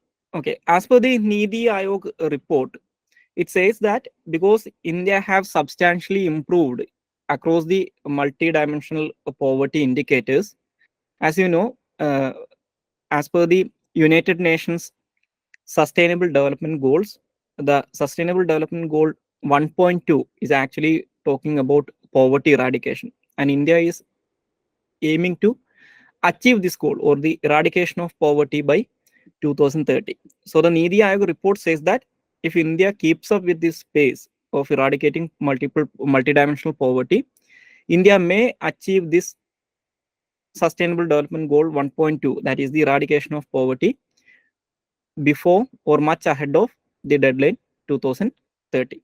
Okay, so under this topic, you need to understand that just what is multi-dimensional poverty, and on a global level, the multidimensional poverty index is actually published by UNDP. The National Multidimensional Poverty Index is published by Niti Aayog under the Global Index for Reform and Growth Initiative. And also, what are the major areas which are measured under the multidimensional poverty index, that is health, education and standard of living, and under the 3 broad areas there are 12 indicators, and what are the major findings in the report. So as I mentioned earlier, you don't need to remember the figures for your prelims examination, but just remember what are the broad uh, what are the overall picture of that report. That is, there is a steep decline in number of multidimensional poverty, and there is a fastest decline in poverty in, especially in the rural area, and the major state contributed to the decline is actually Uttar Pradesh, and we can find the improvement across all 12 MPIs. Okay, and also remember about the UN Sustainable Development Goal 1.2. Okay, so that's it about National Multidimensional Poverty Index. So the next topic is Jan Vishwas Amendment of Provisions Bill 2023. So the Jan Vishwas Amendment of Provisions Bill 2023, it is not a bill aiming to amend any a specific law or a particular law. It's actually a cocktail bill. That means it includes provisions to amend nearly 40 plus union laws. Okay, so the purpose of this bill is to improve the ease of living and ease of doing business in India. So how the bill is doing that? So they are trying to improve the ease of living and ease of doing business in India by decriminalizing nearly 180 offenses across 42 laws or 42 union laws governing environment, agriculture, media, industry, trade, publication, etc. Okay, so this is the major provision of this bill. Okay, that means this bill decriminalizes nearly 180 offenses across 42 laws relating to environment, agriculture, media, industry, trade, publication, etc. The objective of the bill is to boost the ease of living and ease of doing business in India. Okay, and also the bill converts many fines mentioned in these laws into penalties. So, what is the difference between a fine and a penalty? A fine usually can only be imposed on the basis of a prosecution or through a judicial process. That means usually the fines are imposed by a court. Okay, but if it is converted into a penalty can be imposed by an administrative official. Okay, or a body like quasi judicial bodies, especially it can be done by an administrative official. Okay, so that means by converting several fines into penalties, they actually reduced the burden of the judiciary and also reduce the time delays or the lengthy legal procedures. Okay, so that means it implies that the judicial prosecution is not necessary to administer punishment. And the bill also removes all the offenses and penalties mentioned under Indian Post Office Act 1898. But as a side note, you need to understand that the Indian Post Office Act of 1898 actually recently replaced by Indian Post Office Act 2023. So the Parliament actually enacted another bill known as Indian Post Office Bill 2023. So through that bill, they aim to replace this act. But for the sake of this topic, just understand that through the Jan Vishwas bill, all the offenses and penalties under Indian Post Office Act has actually removed. Okay, and this bill is also providing for periodic revision of penalties and fines. So the bill clearly states that the penalties and fines which are mentioned in this bill will be periodically updated. That means in every 3 years, at least 10%, at least the fines will be increased at a rate of 10%. Okay, in every 3 years. Okay, and the bill actually provides for a change in the grievance redressal and appellate mechanism, and it actually providing for the appointment of one or more adjudicating officers for determining penalties under certain acts like the Cinematograph Act of 1952, the Environment Protection Act of 1986, the Merchant Shipping Act of 1958, etc. Okay, so you don't need to remember the names of these laws. Just understand that what is Jan Vishwas bill? It's a bill introduced to amend 40 plus union laws. The purpose of the bill is to improve ease of doing business and ease of living in India. So the main features of the bill includes it actually converts nearly or it actually decriminalizes nearly 180 offenses across 40 plus laws, and it's convert the certain fines into penalties, and it removed all the offenses and penalties under Indian Post Office Act 1898. That's it. Okay, understand these points for your prelims. Okay, so the next topic is Mines and Minerals Development and Regulation Amendment Bill 2023. Okay, so the Mines and Minerals Development and Regulation Amendment Bill 2023 actually amends the Principal Act, which is known as Mines and Minerals Development and Regulations Act 1957. The 1957 Act actually governs India's mining industry. It is the principal law that regulate India's mining industry. So the aim of the recent amendment or the 2023 amendment is to increase private sector participation and private sector investment in the mining sector. Okay, especially exploration of critical and deep-seated minerals in India. So in the previous current affairs session, in the last week's current affairs session, we already discussed about critical minerals. Critical minerals means these are the minerals which are critical for the economic and strategic interest of a particular country or economic development or the security needs of a particular country. Deep-seated minerals means minerals which are located very near to or deep at the earth crust. Okay, like gold or the diamonds, or diamond is not a mineral. Okay, so like gold, silver, etc. Okay, these kind of minerals is known as deep-seated minerals. So the bill aims to attract private sector investment in exploring critical and deep-seated minerals in India. So one of the prime or one of the major feature of this bill or the major provision of this bill is that this bill actually delists 6 minerals from atomic minerals to critical and strategic minerals. So as per the Mines and Minerals Development and Regulations Act 1957, there are 12 minerals listed as atomic minerals.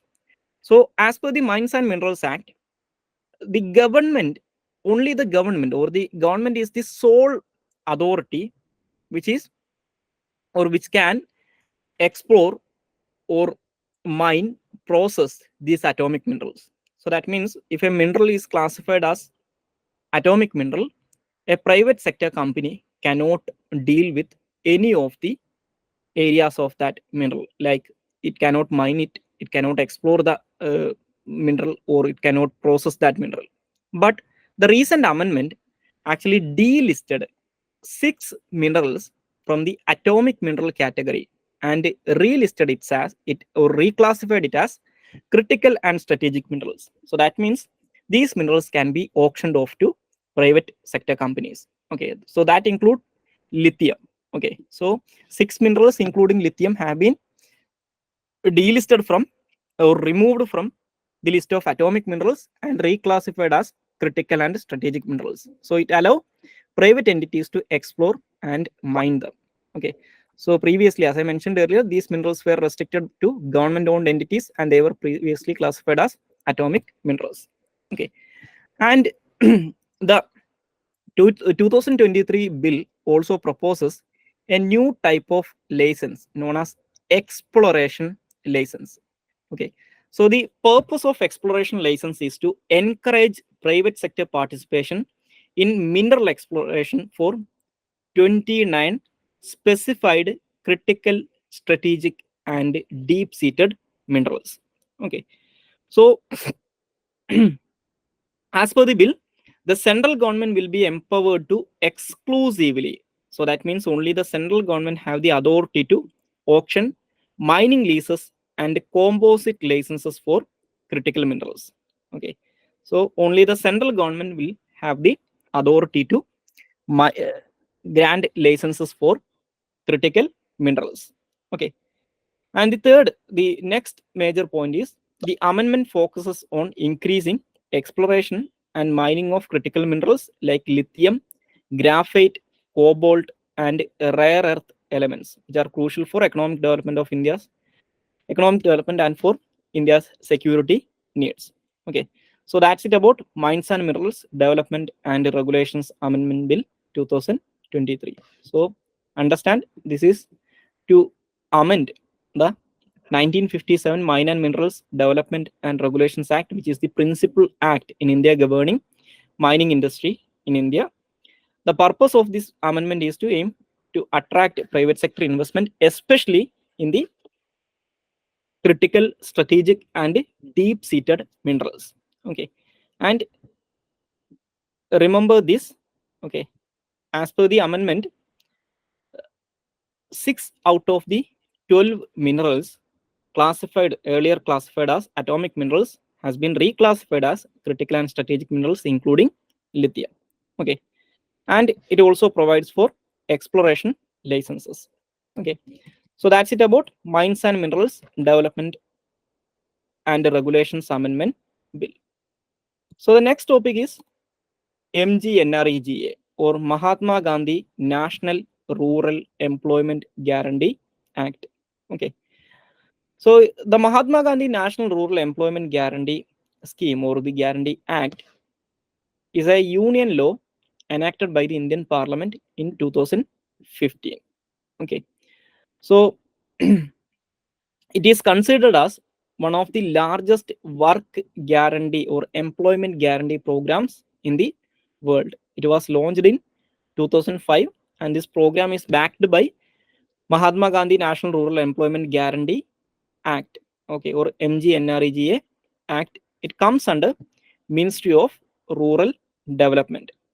So the primary objective of this scheme or this act is to guarantee a minimum 100 days of employment in every financial year to adult members of any rural household willing to do public work related unskilled manual labor.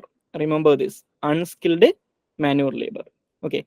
And it actually guarantees a legal right to work. Okay. So you can, for your mains examination, you can connect this with Article 39, Clause A of the Indian Constitution. Okay. So it says that the state shall secure adequate means of livelihood for all Indian citizens. Okay, you can consider MGNREG as an implementation part of Article 39, Clause A. Okay, and the MGNREG scheme provides that at least 1/3 of the beneficiaries of this scheme should be women, and the wages under the MGNREG scheme must be paid according to the statutory minimum wages specified for agricultural laborers in the Minimum Wages Act 1948. Okay, so it is not uniform across India. So the scheme specifies that the wage paid under this scheme must be the statutory minimum wage specified for agricultural laborers in the state. Okay, so it may vary from state to state. Okay, and the act also mandates Gram Sabha to recommend works that are to be undertaken, and at least 50% of the works must be executed by Gram Sabha.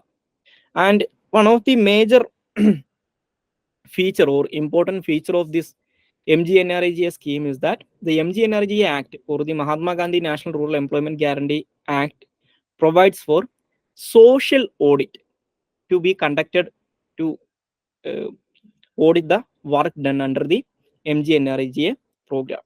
Okay, and there are certain digital solutions that has been incorporated into the MGNREGA scheme. So please understand these schemes. The first one is digital attendance. So digital attendance is actually related to MGNREGA. Like the name suggests, the attendance of workers through the National Mobile Monitoring System or NMMS. It's a mobile application, is actually made mandatory for MGNREGA scheme. Okay, so the all the work sites, okay, except individual beneficiary schemes or projects should be attended under the digital attendance provision. Okay, under the National Mobile Monitoring System or NMMS. Okay, and the second one is GIS based planning. Okay, or Yuktadhara portal. It's a holistic planning of Gram Panchayats based on watershed development principles using geographical information system or GIS. Okay, and the third one is Secure. It's an online application developed for estimating, preparing, and approving MGNREGA works. Okay, and GeoMGNREGA. So GeoMGNREGA is a geotag asset. Okay, created geotagging of assets created under MGNREGA to ensure effective audit and to curb instances of corruption. So that means under this provision, the assets, the community-based assets created under the MGNREGA scheme should be geo-tagged. Okay, and also the central government launched the project Unnati. Okay, the project Unnati actually intended to upgrade the skill base of MGNREGA workers. Okay, so please go through these schemes or these initiatives which are associated with MGNREGA: the digital attendance, GIS based planning, or the Yukt Dhara portal, Secure online application, and Geo MGNREGA and Project Unnati. Okay, all these are associated with MGNREGA. So please go through this. Okay, so the next topic is Prime Minister's Gramin Sadak Yojana. Okay, so the Prime Minister's Gramin Sadak Yojana is actually an infrastructure development scheme, or mainly to improve the road connectivity of rural areas of India, which was launched in 2000, and it was initially a central sectoral scheme, or completely funded by the central government. But presently, it is a centrally sponsored scheme. Okay, especially from 2015 and 2015-16 onwards. That means the funding for the scheme should be shared between center and state, normally in the ratio of 60:40. But in the case of northeastern state and Himalayan states, that is 90:10. In the case of union territories, completely funded by the central government. Okay, so it was launched in 2000 under the Ministry of Rural Development. The primary objective of Pradhan Mantri Gramin Sadak Yojana is to provide connectivity by constructing all weather roads to the not connected habitations in the rural areas. Okay, so the scheme aims to create all weather roads to connect unconnected habitations in the rural areas of India. Okay, so the rural roads constructed under this scheme will be as per the provisions, or the standards of the roads will be provided as per the Indian Road Congress, the provisions provided by the Indian Road Congress. And as I mentioned earlier, it was initially a central sector scheme with 100% central funding. But from 2015-16 onwards, it is a centrally sponsored scheme.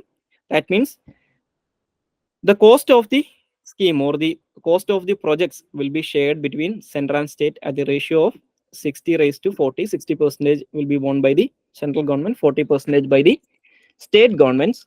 And in the case of northeastern and Himalayan states, that is 90:10.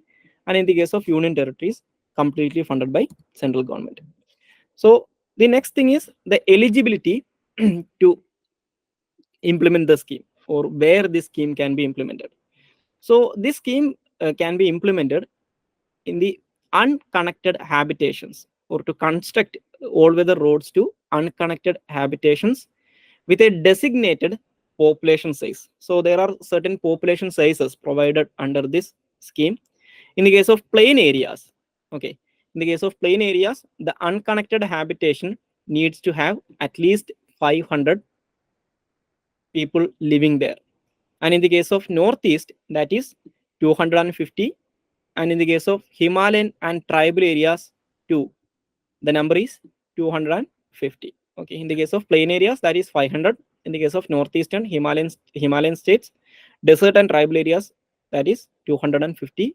But the population will be on the basis of 2001 census.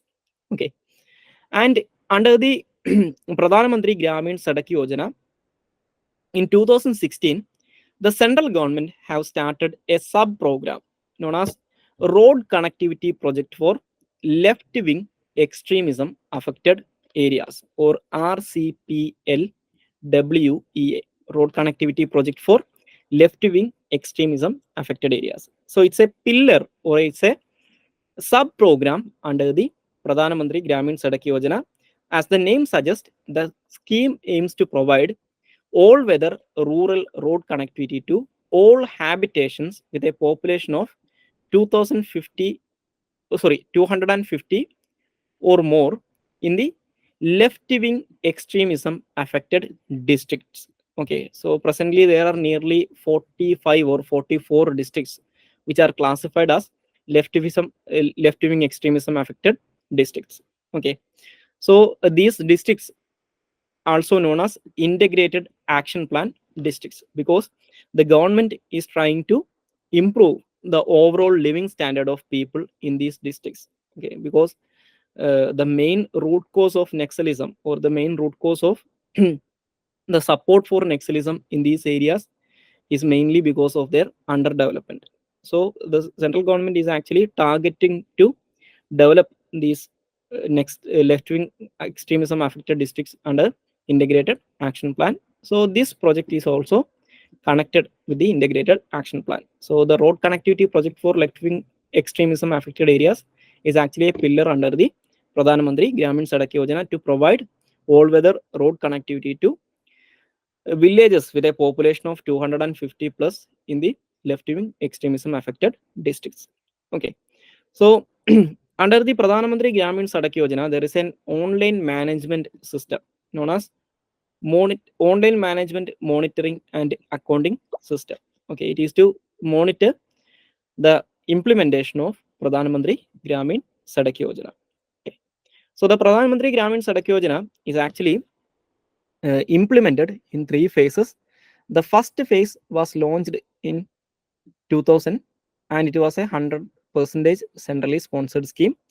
And this phase 2 or second phase was launched in 2013 for upgradation of 50,000 kilometers of existing rural road network to improve its overall efficiency. Okay, so just understand that the phase 2 doesn't start by concluding phase 1. Okay, the phase 2 was started as a parallel to the phase 1. So the phase 1 continued, and along with that, in 2013, the government already started a new phase 2. Okay, and the next phase is phase 3. The phase 3 is mainly giving priority to connectivity to higher secondary schools, hospitals, Gramin agricultural markets. Okay, so that's it about Pradhan Mantri Gramin Sadak Yojana. Okay, so the next topic is NABARD or National Bank for Agriculture and Rural Development. Okay, so the National Bank for Agriculture and Rural Development is actually established in 1982 on the basis of B. Shivaraman Committee recommendation. Okay, on the basis of B. Shivaraman Committee recommendation, the Indian Parliament enacted the National Bank for Agriculture and Rural Development Act 1981 or NABARD Act 1981. So on the basis of the NABARD Act of 1981, the bank came into existence. So the NABARD came into existence by absorbing some functions of RBI and the ARDC. So the NABARD absorbed the agricultural credit functions of RBI and the refinancing function of the Agriculture Reliance and Development Corporation or ARDC. So the NABARD presently comes under the administrative control of Ministry of Finance. It is completely owned by Government of India. Okay, so the vision of NABARD is the development bank of nation for fostering rural prosperity, and the mission is to promote sustainable and equitable agriculture and rural development through participative financial and non-financial interventions. So that means you need to understand that the NABARD's function can be classified into two as financial and non-financial interventions. Okay, so under the functions, it can be broadly classified as non-credit related functions and credit related functions. So that means non-credit related means non-financial functions, credit related means financial functions. Okay, so the non-credit related functions including supporting the financial inclusion efforts of regional rural banks or RRBs and cooperative banks, and thrust into the promotion of livelihood opportunities and micro enterprises, support research and development, rural innovations, etc. And the credit related functions including providing refinancing to lending institutions in rural areas like rural development banks, and facilitating credit for promotion and development of agriculture, small scale industries, cottage and village industries, etc.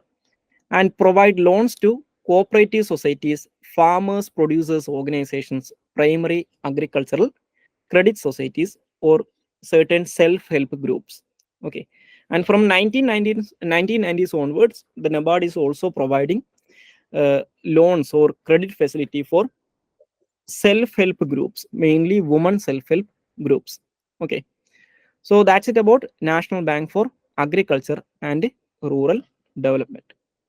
So the next topic is global regulatory framework for crypto asset activities. So the global regulatory framework for crypto asset activities is actually proposed by Financial Stability Board. Okay, it's actually a proposal. So the Financial Stability Board has actually come out with a 9-point recommendation for regulating crypto assets. So these frameworks are based on the principle same activity, same risk, same regulations. So it provides a strong basis to ensure that the crypto asset activities and stable coins. Okay, you need to understand what is stable coins. So stable coins are crypto assets, but which value is actually pegged to the price of another asset. Okay, so that is stable coin. So this regulation aims to uh, provide a strong basis for ensuring crypto asset activities and the activities of stable coin and subject to consistent and comprehensive regulation to commensurate the risk they poses. So just understand that this is a 9-point recommendation made by Financial Stability Board. So that means in this topic you need to understand what is Financial Stability Board and what is stable coins. Okay, so just understand that the global regulatory framework for crypto asset activity is actually recommended by Financial Stability Board. Okay, so as I mentioned earlier, a stable coin is a cryptocurrency whose value is pegged to the price of another asset. Okay, so the Financial Stability Board is actually an institution established under the G20 in 2009. Okay, so it's an international body that monitors and makes recommendations about global financial system. But you need to understand that the Financial Stability Board is not established on the basis of an international agreement or a treaty. So it doesn't have any power to make binding decisions. It can only make recommendations because it doesn't have any actual powers.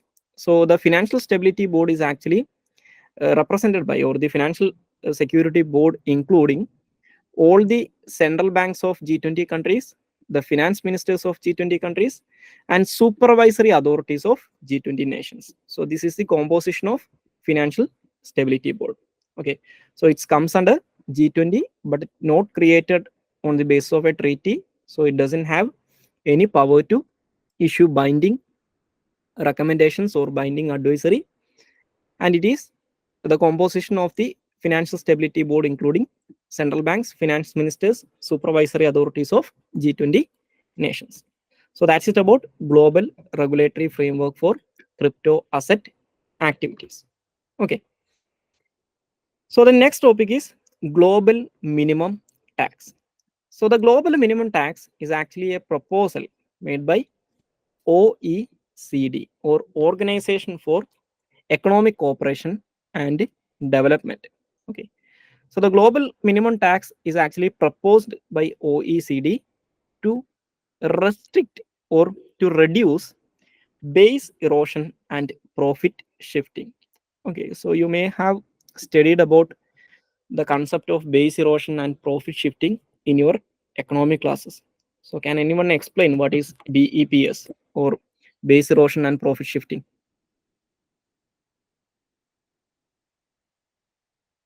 Anybody? അത് tax ഹേവൻസിൽ അവരുടെ ഒരു കമ്പനിയുടെ head quarters start ചെയ്തിട്ട് like main work ചെയ്യുന്ന കൺട്രീസിൽ tax evade ചെയ്യുന്ന ഒരു പ്രോസസ്സിന്. Okay, so ഇത് illegal ആണോ ഈ base erosion and profit shifting? Is it illegal?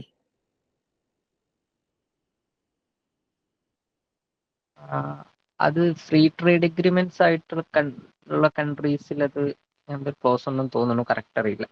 Okay, so internationally speaking or globally speaking, the base erosion and profit shifting is actually, as Deepak mentioned, is actually a tactics used by multinational companies to reduce their tax burden or to avoid paying taxes. Okay, so I'll just give you an example. Recently there was a report by an American NGO, I think in 2023. So they saying that you you all heard about the company known as Apple.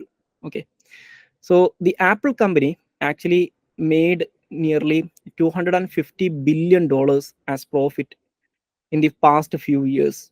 Okay, but an analysis done by this US based NGO says that, or the NGO claims that the Apple company have paid nearly $0 as tax for their profits. Okay, so how they done that?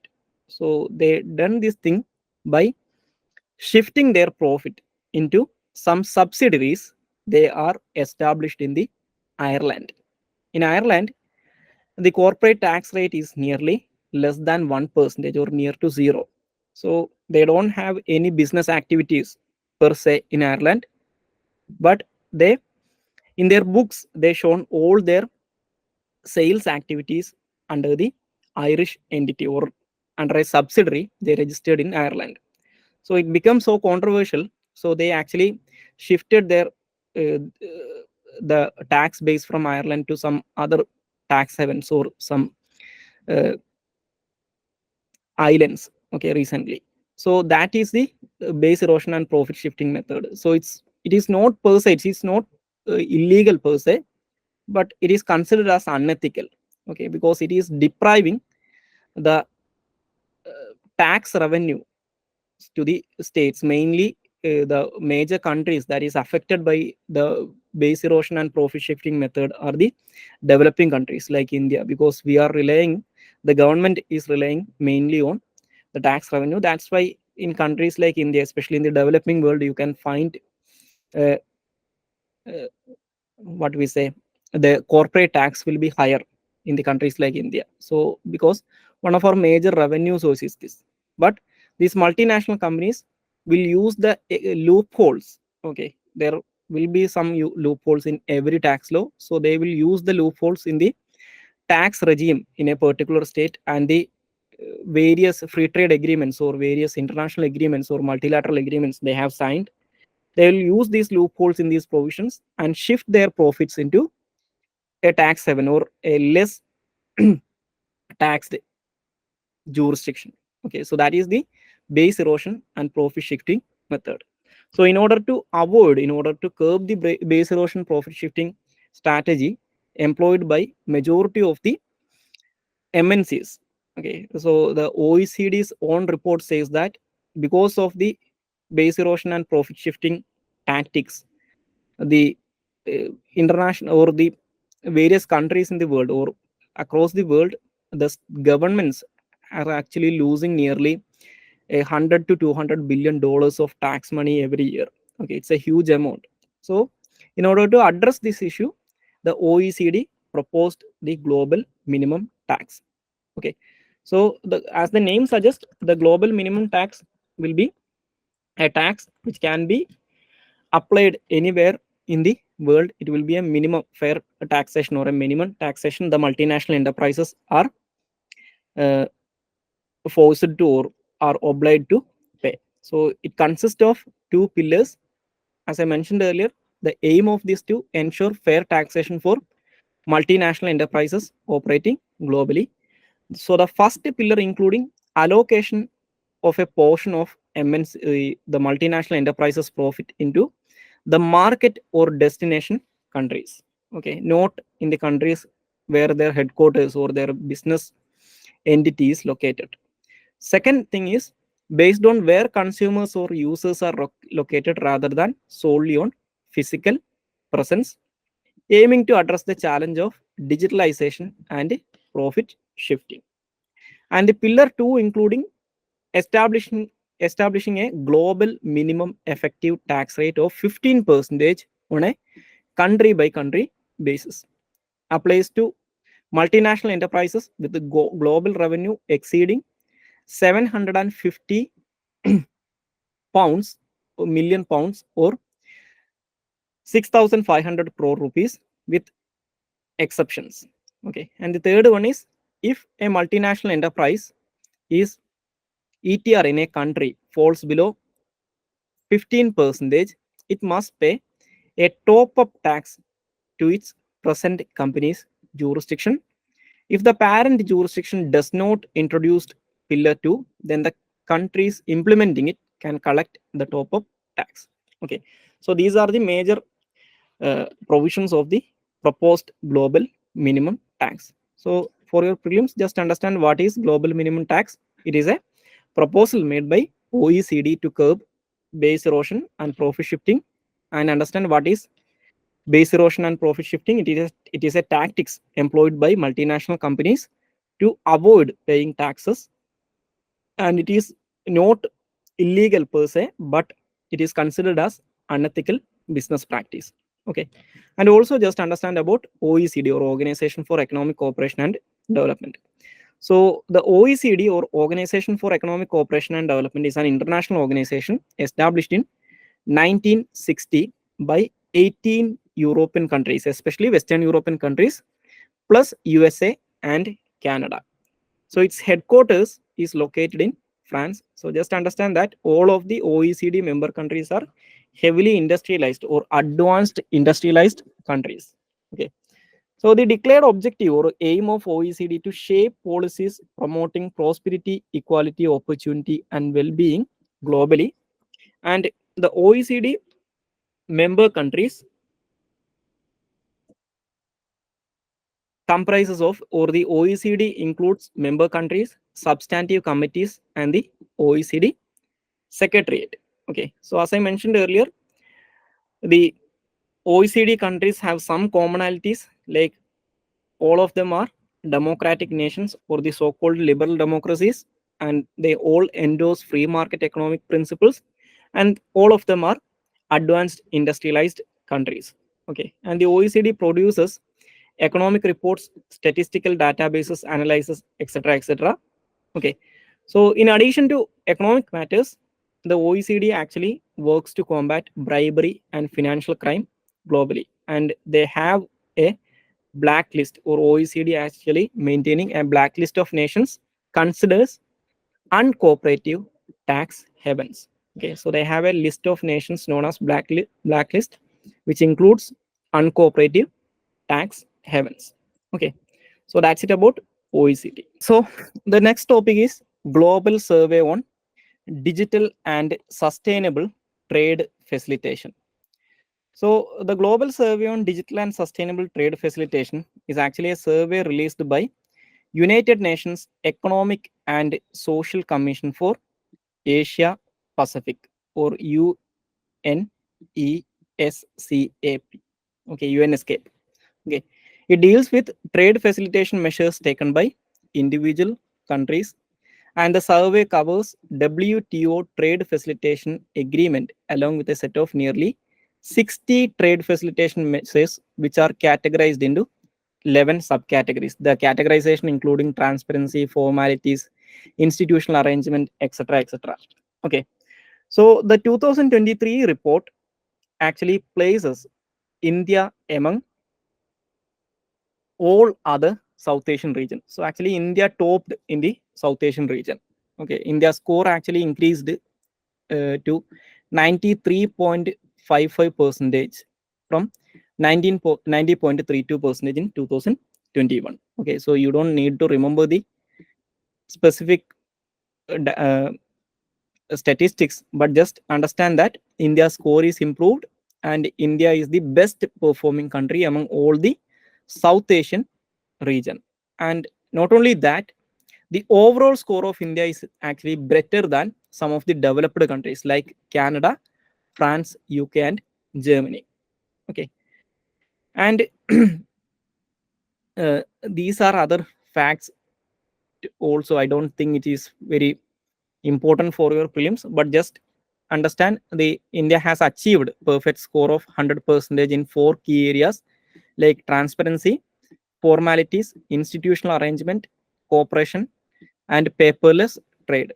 And India has actually shown substantial improvements in the areas of women in trade facilitation component from 66.7% in 2021 to 77.8%.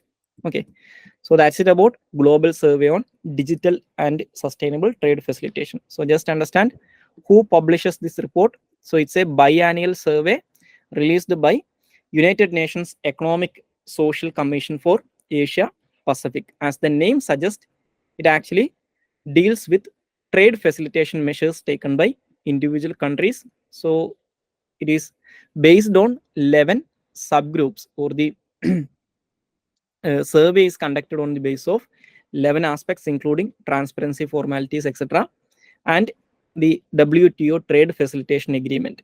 Okay, and India is the best performing country in the 2023 report in all of South Asian region, and India actually performed better than Canada, France, UK, Germany, the developed countries. Okay, so that's it about global survey on digital sustainable trade facilitation. So the next topic is a world of debt report. So a world of debt report is actually dealing with public debt of individual countries. So the report is actually published by United Nations Conference on Trade and Development. Okay, so as I mentioned earlier, the report discusses about the issue of public debt. Okay, so the report says that the global public debt has actually increased fivefold since 2020. From 2020 to 2022, in the 22 years, the overall global debt has actually increased 5 times. And we can see a disproportionate increase of public debt in the developing world. Okay, so the report says that one of the major reasons for the disproportionate increase of public debt in the developing world, one of the major reason is the impact of COVID-19 pandemic. Okay, and the other one is the reason behind the overall growth of public debt is actually the financial crisis, or the recurring financial crises that we are seeing from 2008 onwards. Okay, so in the case of the world of debt report, just understand who publishes it and what is the report saying, or what is the which area the reports covers. It's about public debt. And along with that, you need to understand about United Nations Conference on Trade and Development. So the United Nations Conference on Trade and Development, as the name suggests, is an intergovernmental organization within the United Nations Secretariat. Okay, so the main purpose of this organization is to promote the interest of developing countries in the world trade. Okay, it was established in 1964 by UNGA, or United Nations General Assembly, and the UNCTAD actually reports to UNGA and ECOSOC, or United Nations Economic and Social Council. Okay, and the membership of the UNCTAD including 195 members, and it also works with non-governmental organizations, and their secretariat is located in Geneva, Switzerland. Okay, so the next topic is Mahila Samman Saving Certificate. So the Mahila Samman Saving Certificate is a recently launched central government program aims to provide financial security to young girls and women in India, enabling financial inclusion and empowerment. Okay, so it's a, as the name suggests, is a scheme aimed to provide financial security to young girls and women. Okay, so it's a small saving scheme, and it can be made available in post offices and certain eligible scheduled banks. Okay, so how the scheme works? The scheme works on the basis of, you can actually open, a woman can or a girl can open an account under the MSSC scheme before, or on or before March 31st, 2025, for a tenure of 2 years. Okay, so what is the eligibility to open account? So the eligibility to open account under MSSC scheme is to be made by, the scheme says that the account can be opened by the woman herself, or by the guardian of a minor girl. In the case of a minor girl, the account can be opened by the guardian of the minor girl, and the deposits made under the account will have an interest rate, or bear an interest rate of 7.5% as the interest rate will be calculated on a compounded basis annually. Okay, so 7.5% annual interest rate, but it will be calculated quarterly in a compounded manner. Okay, and there are certain limitations on investments or deposits made in these accounts. The minimum deposit will be 1,000 rupees and multiples of multiples of 100 rupees, and the maximum deposit is capped at 2 lakh rupees. Okay, so the maturity date of this account or these deposits is 2 years. Okay, but after 1 year, okay, 40% of the deposited amount can be withdrawn.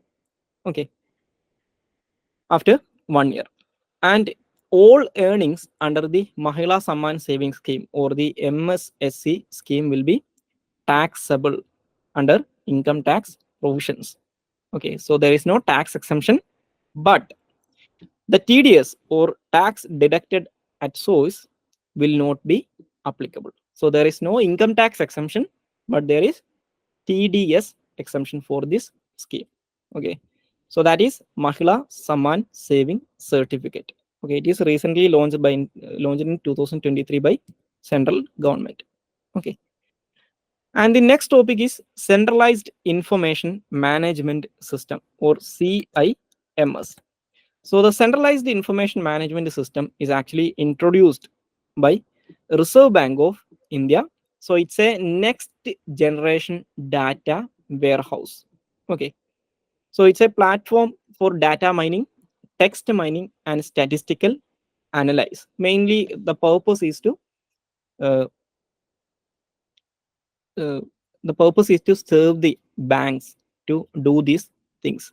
Okay, so the RBI expect that it will improve the monetary policy making through refined economic analysis and management of big data flow, and it also disseminate more data for public use and to support online statistical analysis by external users. So just understand what is this scheme. Okay, the Centralized Information Management System, it's a next generation data warehouse launched by or initiated by Reserve Bank of India. It will allow data mining, text mining, and statistical analysis. Okay, so the next topic is Project Wave. Okay, so the Project Wave is actually initiated by Indian Bank, okay, under its digital transformation initiative. So the WAVE stands for World of Advanced Virtual Experience. Okay, so the Indian Bank introduced or unveiled the Project WAVE with a collaboration with National E-Governance Service Limited. Okay, so under this project, an electronic bank guarantee service has been introduced to ease traditional paper-based processes. Okay, so just understand what is Project Wave and uh, who introduced it. Okay, so it is introduced by Indian Bank with association with National E-Governance Service Limited. So it's a digital transformation initiative. Wave stands for World of Advanced Virtual Experience. Okay, so the next topic is Export Preparedness Index or EPI 2022. So the Export Preparedness Index is actually published by Niti Aayog in association with Institute for Competitiveness. Okay, so this is the third edition of this report. So this provides a comprehensive analysis of India's export performance for the financial year 2022. Okay, so just you don't need to remember the year, just understand that it provides analysis of export performance of Indian market. Okay, along with its sector specific and district level merchant export trends. So under the export preparedness index, they actually under this index they have 4 pillars: policy, business ecosystem, export ecosystem, and export performance. And the performance of these states are actually classified, or the states are broadly classified as coastal and landlocked, Himalayan, union territories, and small states. Okay, so the states and union territories are broadly classified into four categories: coastal states, landlocked state, Himalayan states, and union territory, small states. So, as I mentioned earlier, this index dealing with the export performance of Indian states. So, as you can imagine, as per the report, in the export performance, the coastal states will be performing better than landlocked states. Okay, so the report states that most of the coastal states in India performed well. The main performers are Tamil Nadu, Maharashtra, and Karnataka. Okay, you don't need to remember. I don't think it is very important, but just understand that Tamil Nadu, Maharashtra, and Karnataka were the top performers. In the case of landlocked states, Haryana, Uttarakhand, and Haryana and Uttarakhand performed better. And in the case of small states, Goa performed better. Okay. And the report says that over 99% of the district across India are covered under one district, one product scheme. And the report also says that it is actually a bitter issue.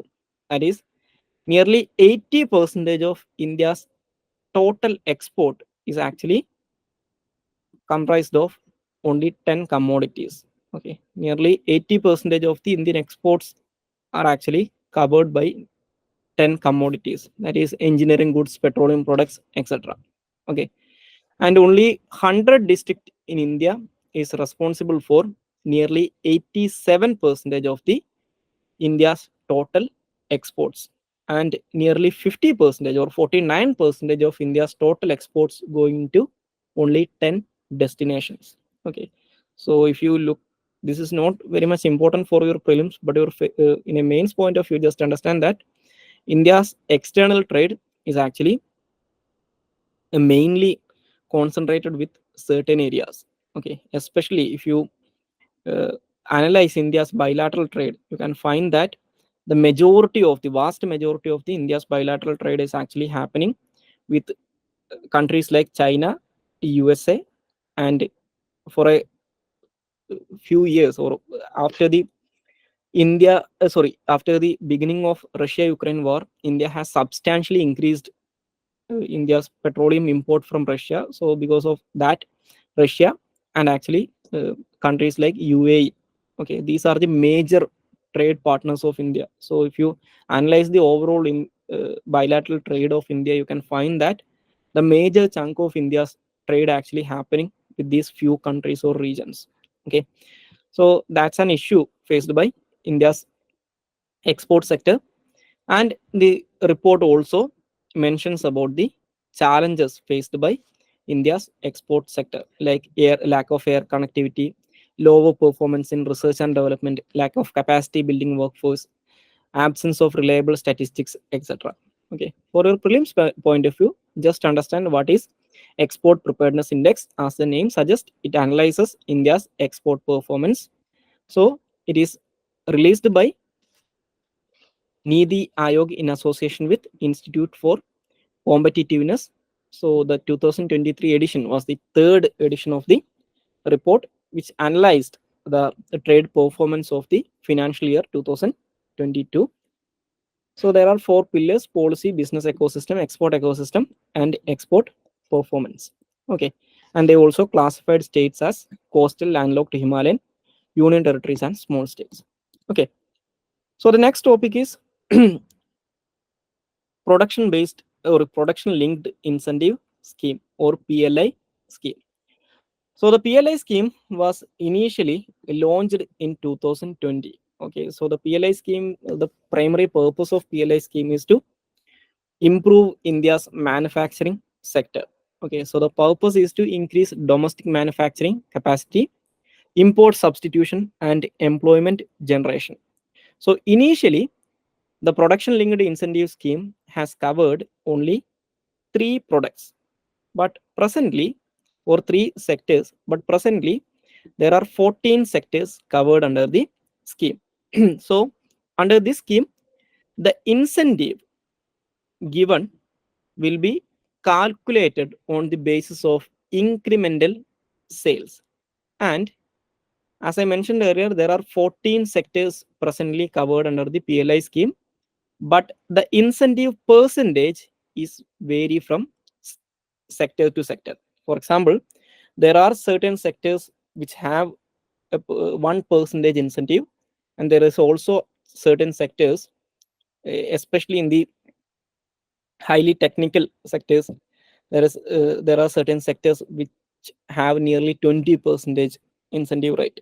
Okay, so the incentive percentage may vary from different sectors. Okay, so as I mentioned earlier, it was launched in 2020, and the PLI 2.0 scheme was launched to include IT hardware sector in the PLI scheme. So the PLI 2.0 scheme is mainly related to IT hardware production sector or manufacturing sector. So it aims to broaden the deepening of IT hardware manufacturing ecosystem in India.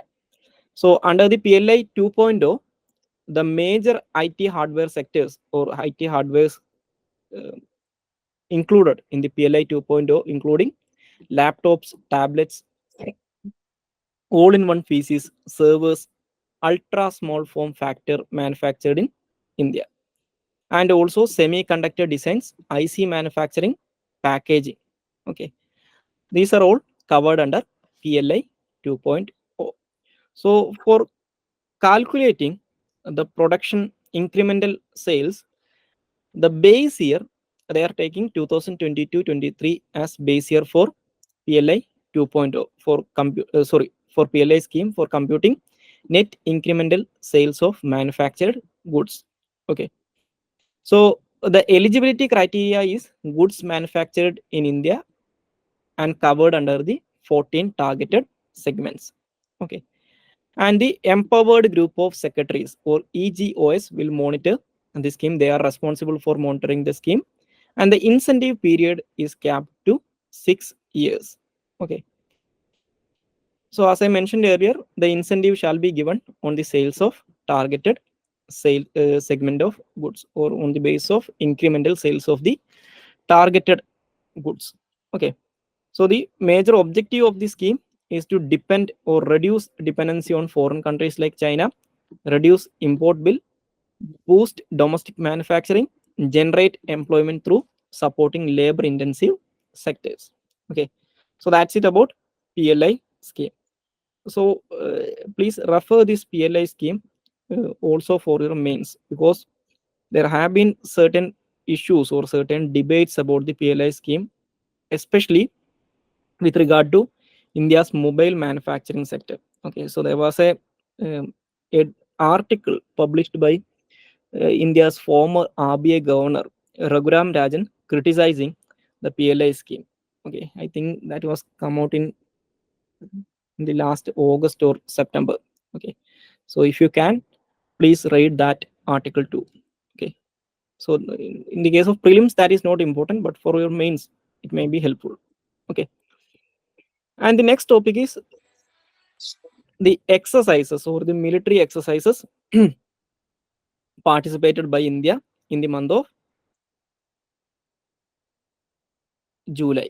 Okay, so there are 4 military exercises. The first one is GIMEX. Okay, so the GIMEX is a joint military exercise or a bilateral military exercise between India and Japan.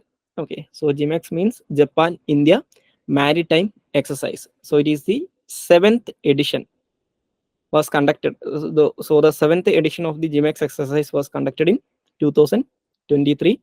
It was hosted by Indian Navy and conducted off the coast of Visakhapatnam. Okay, so that is GIMEX. And the second one is Salvex. Salvex is a India US salvage and explosive ordnance disposal exercise. Okay, it was conducted off the coast of Kochi. It was the 7th edition of Salvex. Okay, it was a joint naval exercise between Indian Navy and US Navy, but it was mainly related to salvage and explosive ordnance disposal, or EOD. Okay, so that is Salvex 2023. The next one is Operation Southern Readiness. Okay, so Operation Southern Readiness is a multinational annual exercise conducted between India, USA, Italy, UK, and Seychelles. Okay, so it is conducted by Combined Maritime Forces. So just understand, Operation Southern Readiness is a multilateral naval exercise conducted among India, USA, Italy, UK, and Seychelles. Okay, and the fourth one is Nomadic Elephant. So Nomadic Elephant is a joint military exercise between India and Mongolia. Okay, so these are the four major military exercises in which India also participated. Okay, GMEX, that is between Indian and Japanese Navy. Salvex, between India and US Navy for salvage and explosive ordnance disposal exercises. Operation Southern Readiness is a multinational naval exercise between India, USA, Italy, UK, and Seychelles. And finally, Nomadic Elephant, it's a military exercise between India and Mongolia. Okay. So the next topic is Biological Diversity Amendment Bill 2023. So the Biological Diversity Amendment Bill is actually an amendment to the Biological Diversity Act of 2002. So India enacted the Biological Diversity Act 2002 to fulfill its commitment under CBD, okay, or United Nations Convention on Biological Diversity, which was signed in 1992. And there are two main protocols under UNCBD. The first one is Cartagena Protocol on Biosafety 2003, and the second one is Nagoya Protocol on Access and Benefit Sharing 2014. Okay, so the Biological Diversity Acts regulate access to biological resources and associated traditional knowledge. Okay, so the Biological Diversity Act specifies distinct framework for regulating access by foreign and domestic entities. It have a three-tier regulatory system. The first one is National Biodiversity Authority at national level, and State Biodiversity Board under state level, and biodiversity management committees at local body level. So this is the three-tier regulatory system established under the Biological Diversity Act. So what are the major changes proposed in the 2023 Biological Diversity Amendment Bill? So the Biological Diversity Amendment Bill aims to simplify compliance requirements for domestic countries. Okay, not for foreign countries, but for domestic countries. Okay, so it says that the users of codified traditional knowledge and Ayush practitioners will be exempted from sharing benefits with local communities.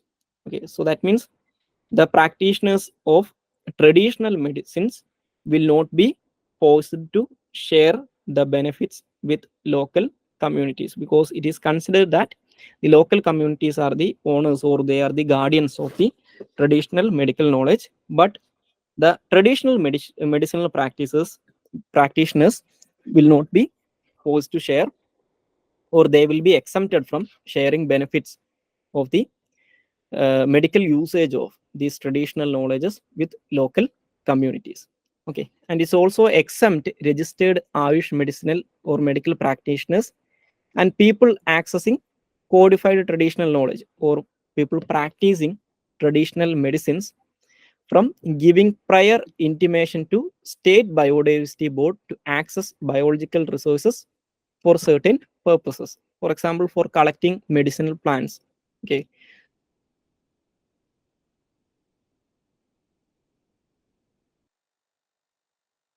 the traditional medical practitioners will be exempted from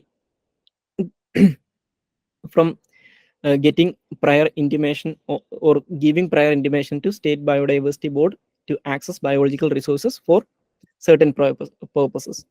And bill also removes research and biosecurities from purview of the benefit sharing requirement. Okay, and it also decriminalizes all the offenses under the act and instead provides for wide range of monetary penalties. But the bill also empowers government officials to hold inquiries and determine penalties. Okay, so the major criticism faced by this Biological Diversity Act is that it actually deprives the local communities from the benefits of their traditional knowledge. So it is said that it gives discretionary powers to government officials to determine penalties. So as you can see here, it decriminalizes all the offenses and they are replaced with penalties, and the penalties will be determined by government officials. So it gives unequal discretionary powers or huge discretionary powers to government officials. And the term codified traditional knowledge has not been defined in the act. So that means it creates some kind of ambiguity. It can be misused or it can be interpreted in a wide range of things. Okay. So the removal of direct role of local communities in determining benefit sharing provisions is also an issue. As I mentioned earlier, the major criticism faced by this amendment is that it depriving the local communities from their right to share, okay, or the benefit sharing provisions. Okay. So we already discussed about United Nations Convention on Biological Diversity. As I mentioned earlier, it is signed in 1992. It's an internationally legally binding multilateral treaty drafted in 92 with three goals: conservation of biological diversity, sustainable use of its components, fair and equitable sharing of benefits arising from genetic resources. There are presently 196 parties, including India. So there are three major agreements under the CBD. The first two already mentioned, Nagoya Protocol and Cartagena Protocol, and also there is this supplementary protocol known as Nagoya Kuala Lumpur Supplementary Protocol on Liability. Okay, so that's it about Biological Diversity Amendment Bill 2023. Okay, so the next topic is Forest Conservation Amendment Bill 2023. So the Forest Conservation Amendment Bill 2023 actually trying to, or the bill actually presently it is an act. Okay, it is assented by the president.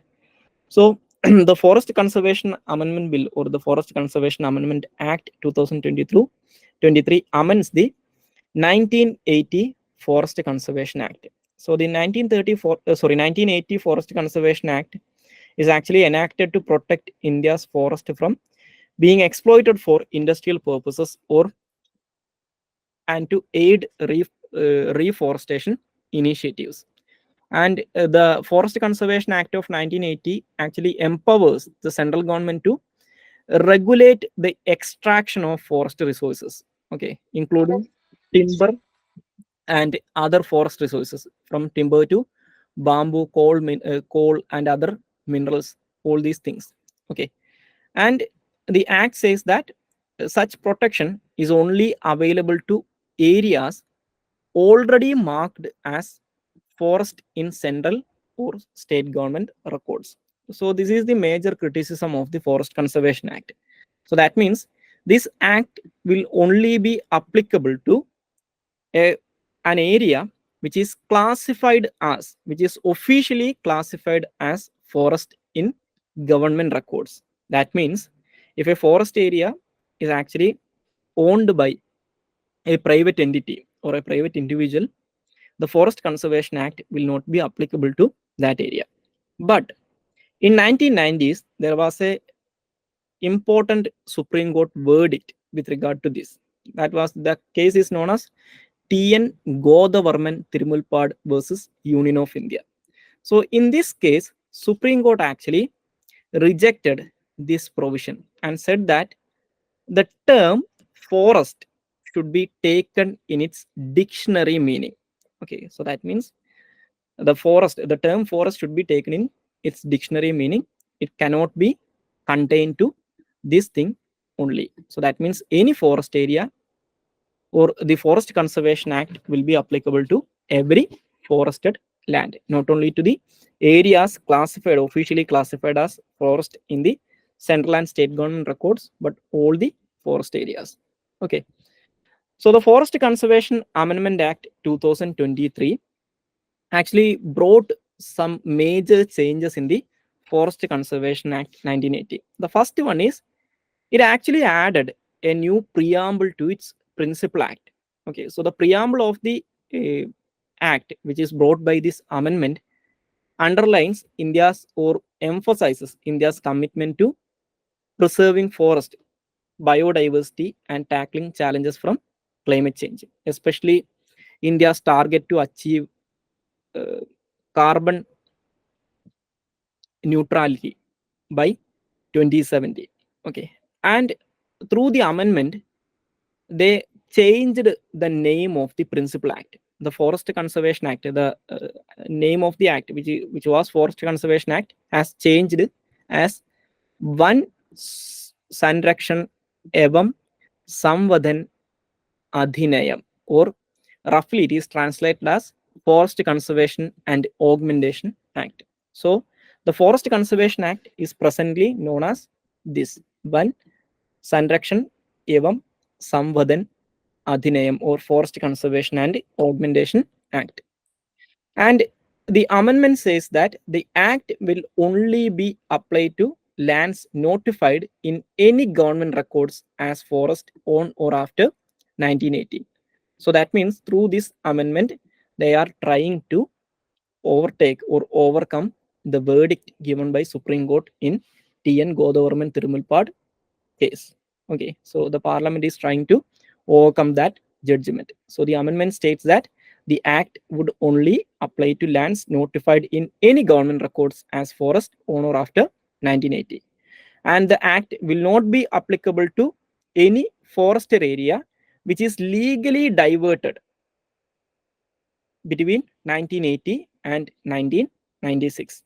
Okay, and the act also provides for certain exceptions in the areas or in the forest areas which are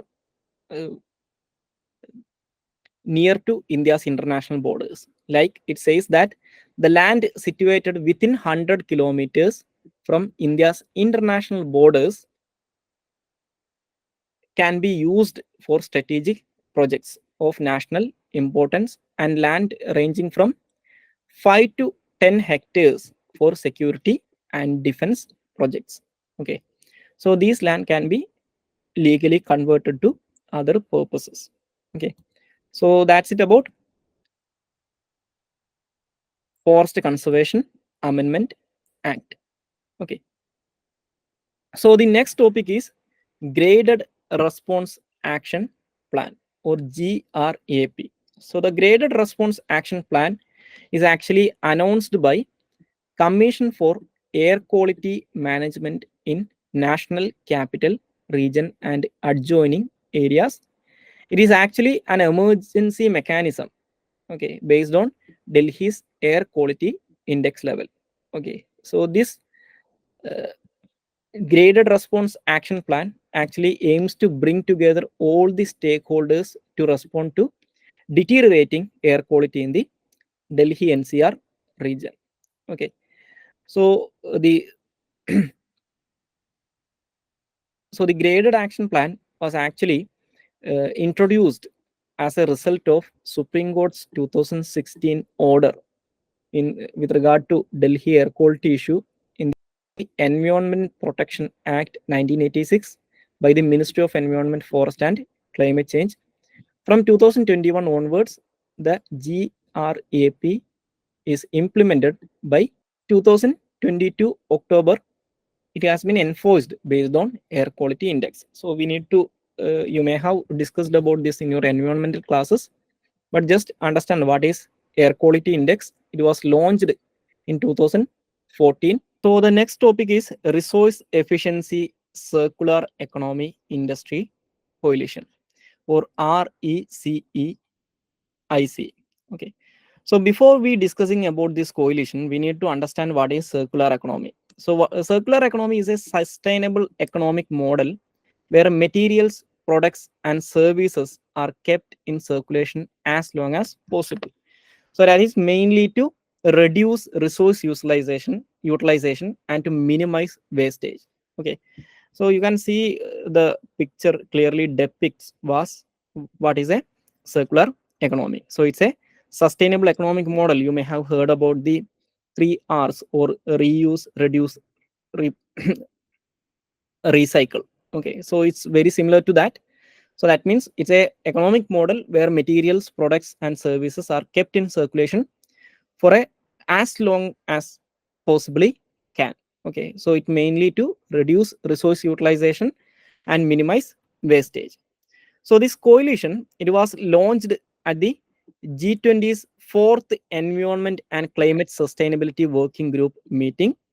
So as you can understand, it is about circular economy. So it's a industry driven initiative. Okay, so presently from 11 countries, around 39 companies have joined this coalition as its founding members. Okay, and it is also envisaged to accelerate implementation of the 2030 Agenda for Sustainable Development and its Sustainable Development Goals and climate goals under the Paris Agreement, Kigali Amendment on Resource Efficiency Dialogue Roadmap, and other relevant international goals.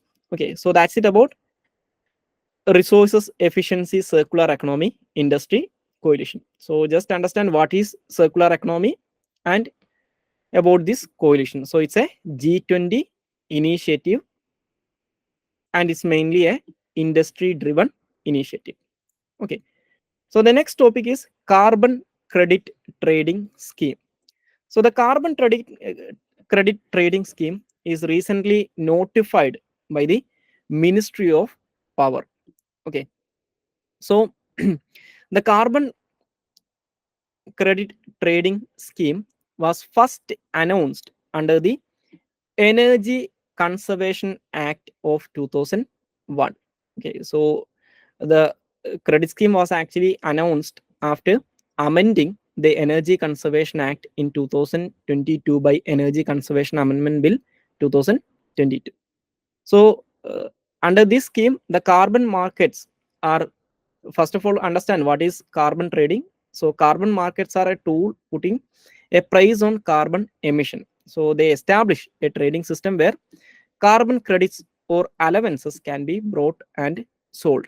Okay, so carbon credit is actually a tradable permit that equals 1 ton worth of carbon dioxide removed, reduced, or sequestered from the atmosphere. Okay, so the carbon credit trade system, as I mentioned earlier, is set up by or notified by Ministry of Power. So under the carbon credit trade system, a national steering committee or Indian Carbon Market Governing Board will be established. Okay, and it will be headed by Power and Environment Department of Ministry of Powers and Ministry of Environment secretaries, and they will govern and oversee the functions of Indian carbon market. So they will be responsible for regulating and governing Indian carbon market, and the Bureau of Energy Efficiency will be act as the administrator for the carbon market, and it will also set targets for reduction in emissions, issue of carbon credit certificates, accredit carbon verification agencies, etc., etc. And the Central Electricity Regulatory Commission or CERC will regulate all the trading activities, and the Grid Controller of India will be the registry of ICM or Indian Carbon Market. Okay, so that's it about carbon credit trading scheme. So the next topic is Chandrayaan 3. So you may have already studied about Chandrayaan 3 in your science and technology classes. So Chandrayaan 3 is actually India's third lunar mission and the ISRO's second attempt to achieve a soft landing on lunar surface. So as you know, India's first Chandrayaan mission, just Chandrayaan 1, was the hard landing on lunar surface. In the second mission, we tried to conduct a soft landing on lunar surface, but unfortunately, we failed to achieve the soft landing in the last stage. So the Chandrayaan 3 is mainly a replacement to Chandrayaan 3. We are trying to achieve the same thing as we are tried to achieve during the Chandrayaan 2 mission. So the mission was launched from Satish Dhawan Space Center in Sriharikota. The main objective of this mission are threefold. The first one is to demonstrate safe and soft landing on lunar surface.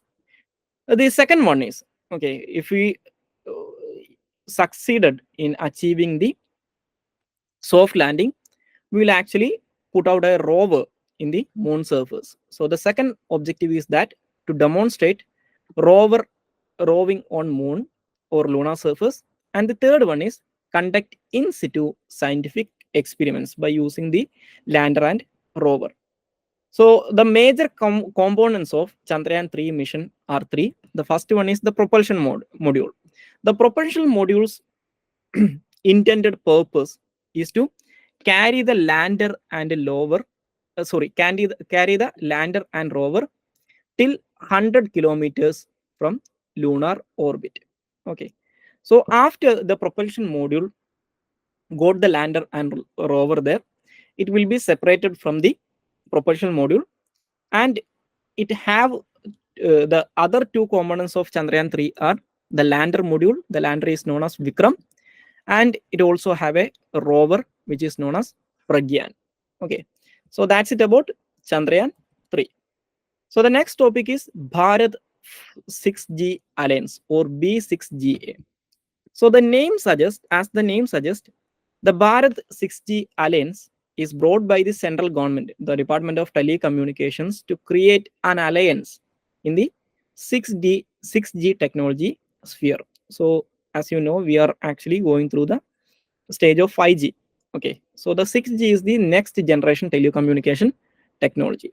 So the Department of Telecommunication, under this mission or under this alliance, okay, under the Ministry of Communication, launched the Bharat 6G Alliance or B6GA to foster innovation and leadership in 6G technology. So it's a collaborative platform that includes public sector companies, private sector companies, academia, research and development institutions, and standard development organizations. Okay, and the alliance is forge partnership and synergies with other 5G global alliances to foster or facilitate international collaboration and knowledge exchange. Okay, so that's it about Bharat 6G Alliance. Okay, so these are the major current affairs topics you need to understand for your prelims examination from July 2023. Okay,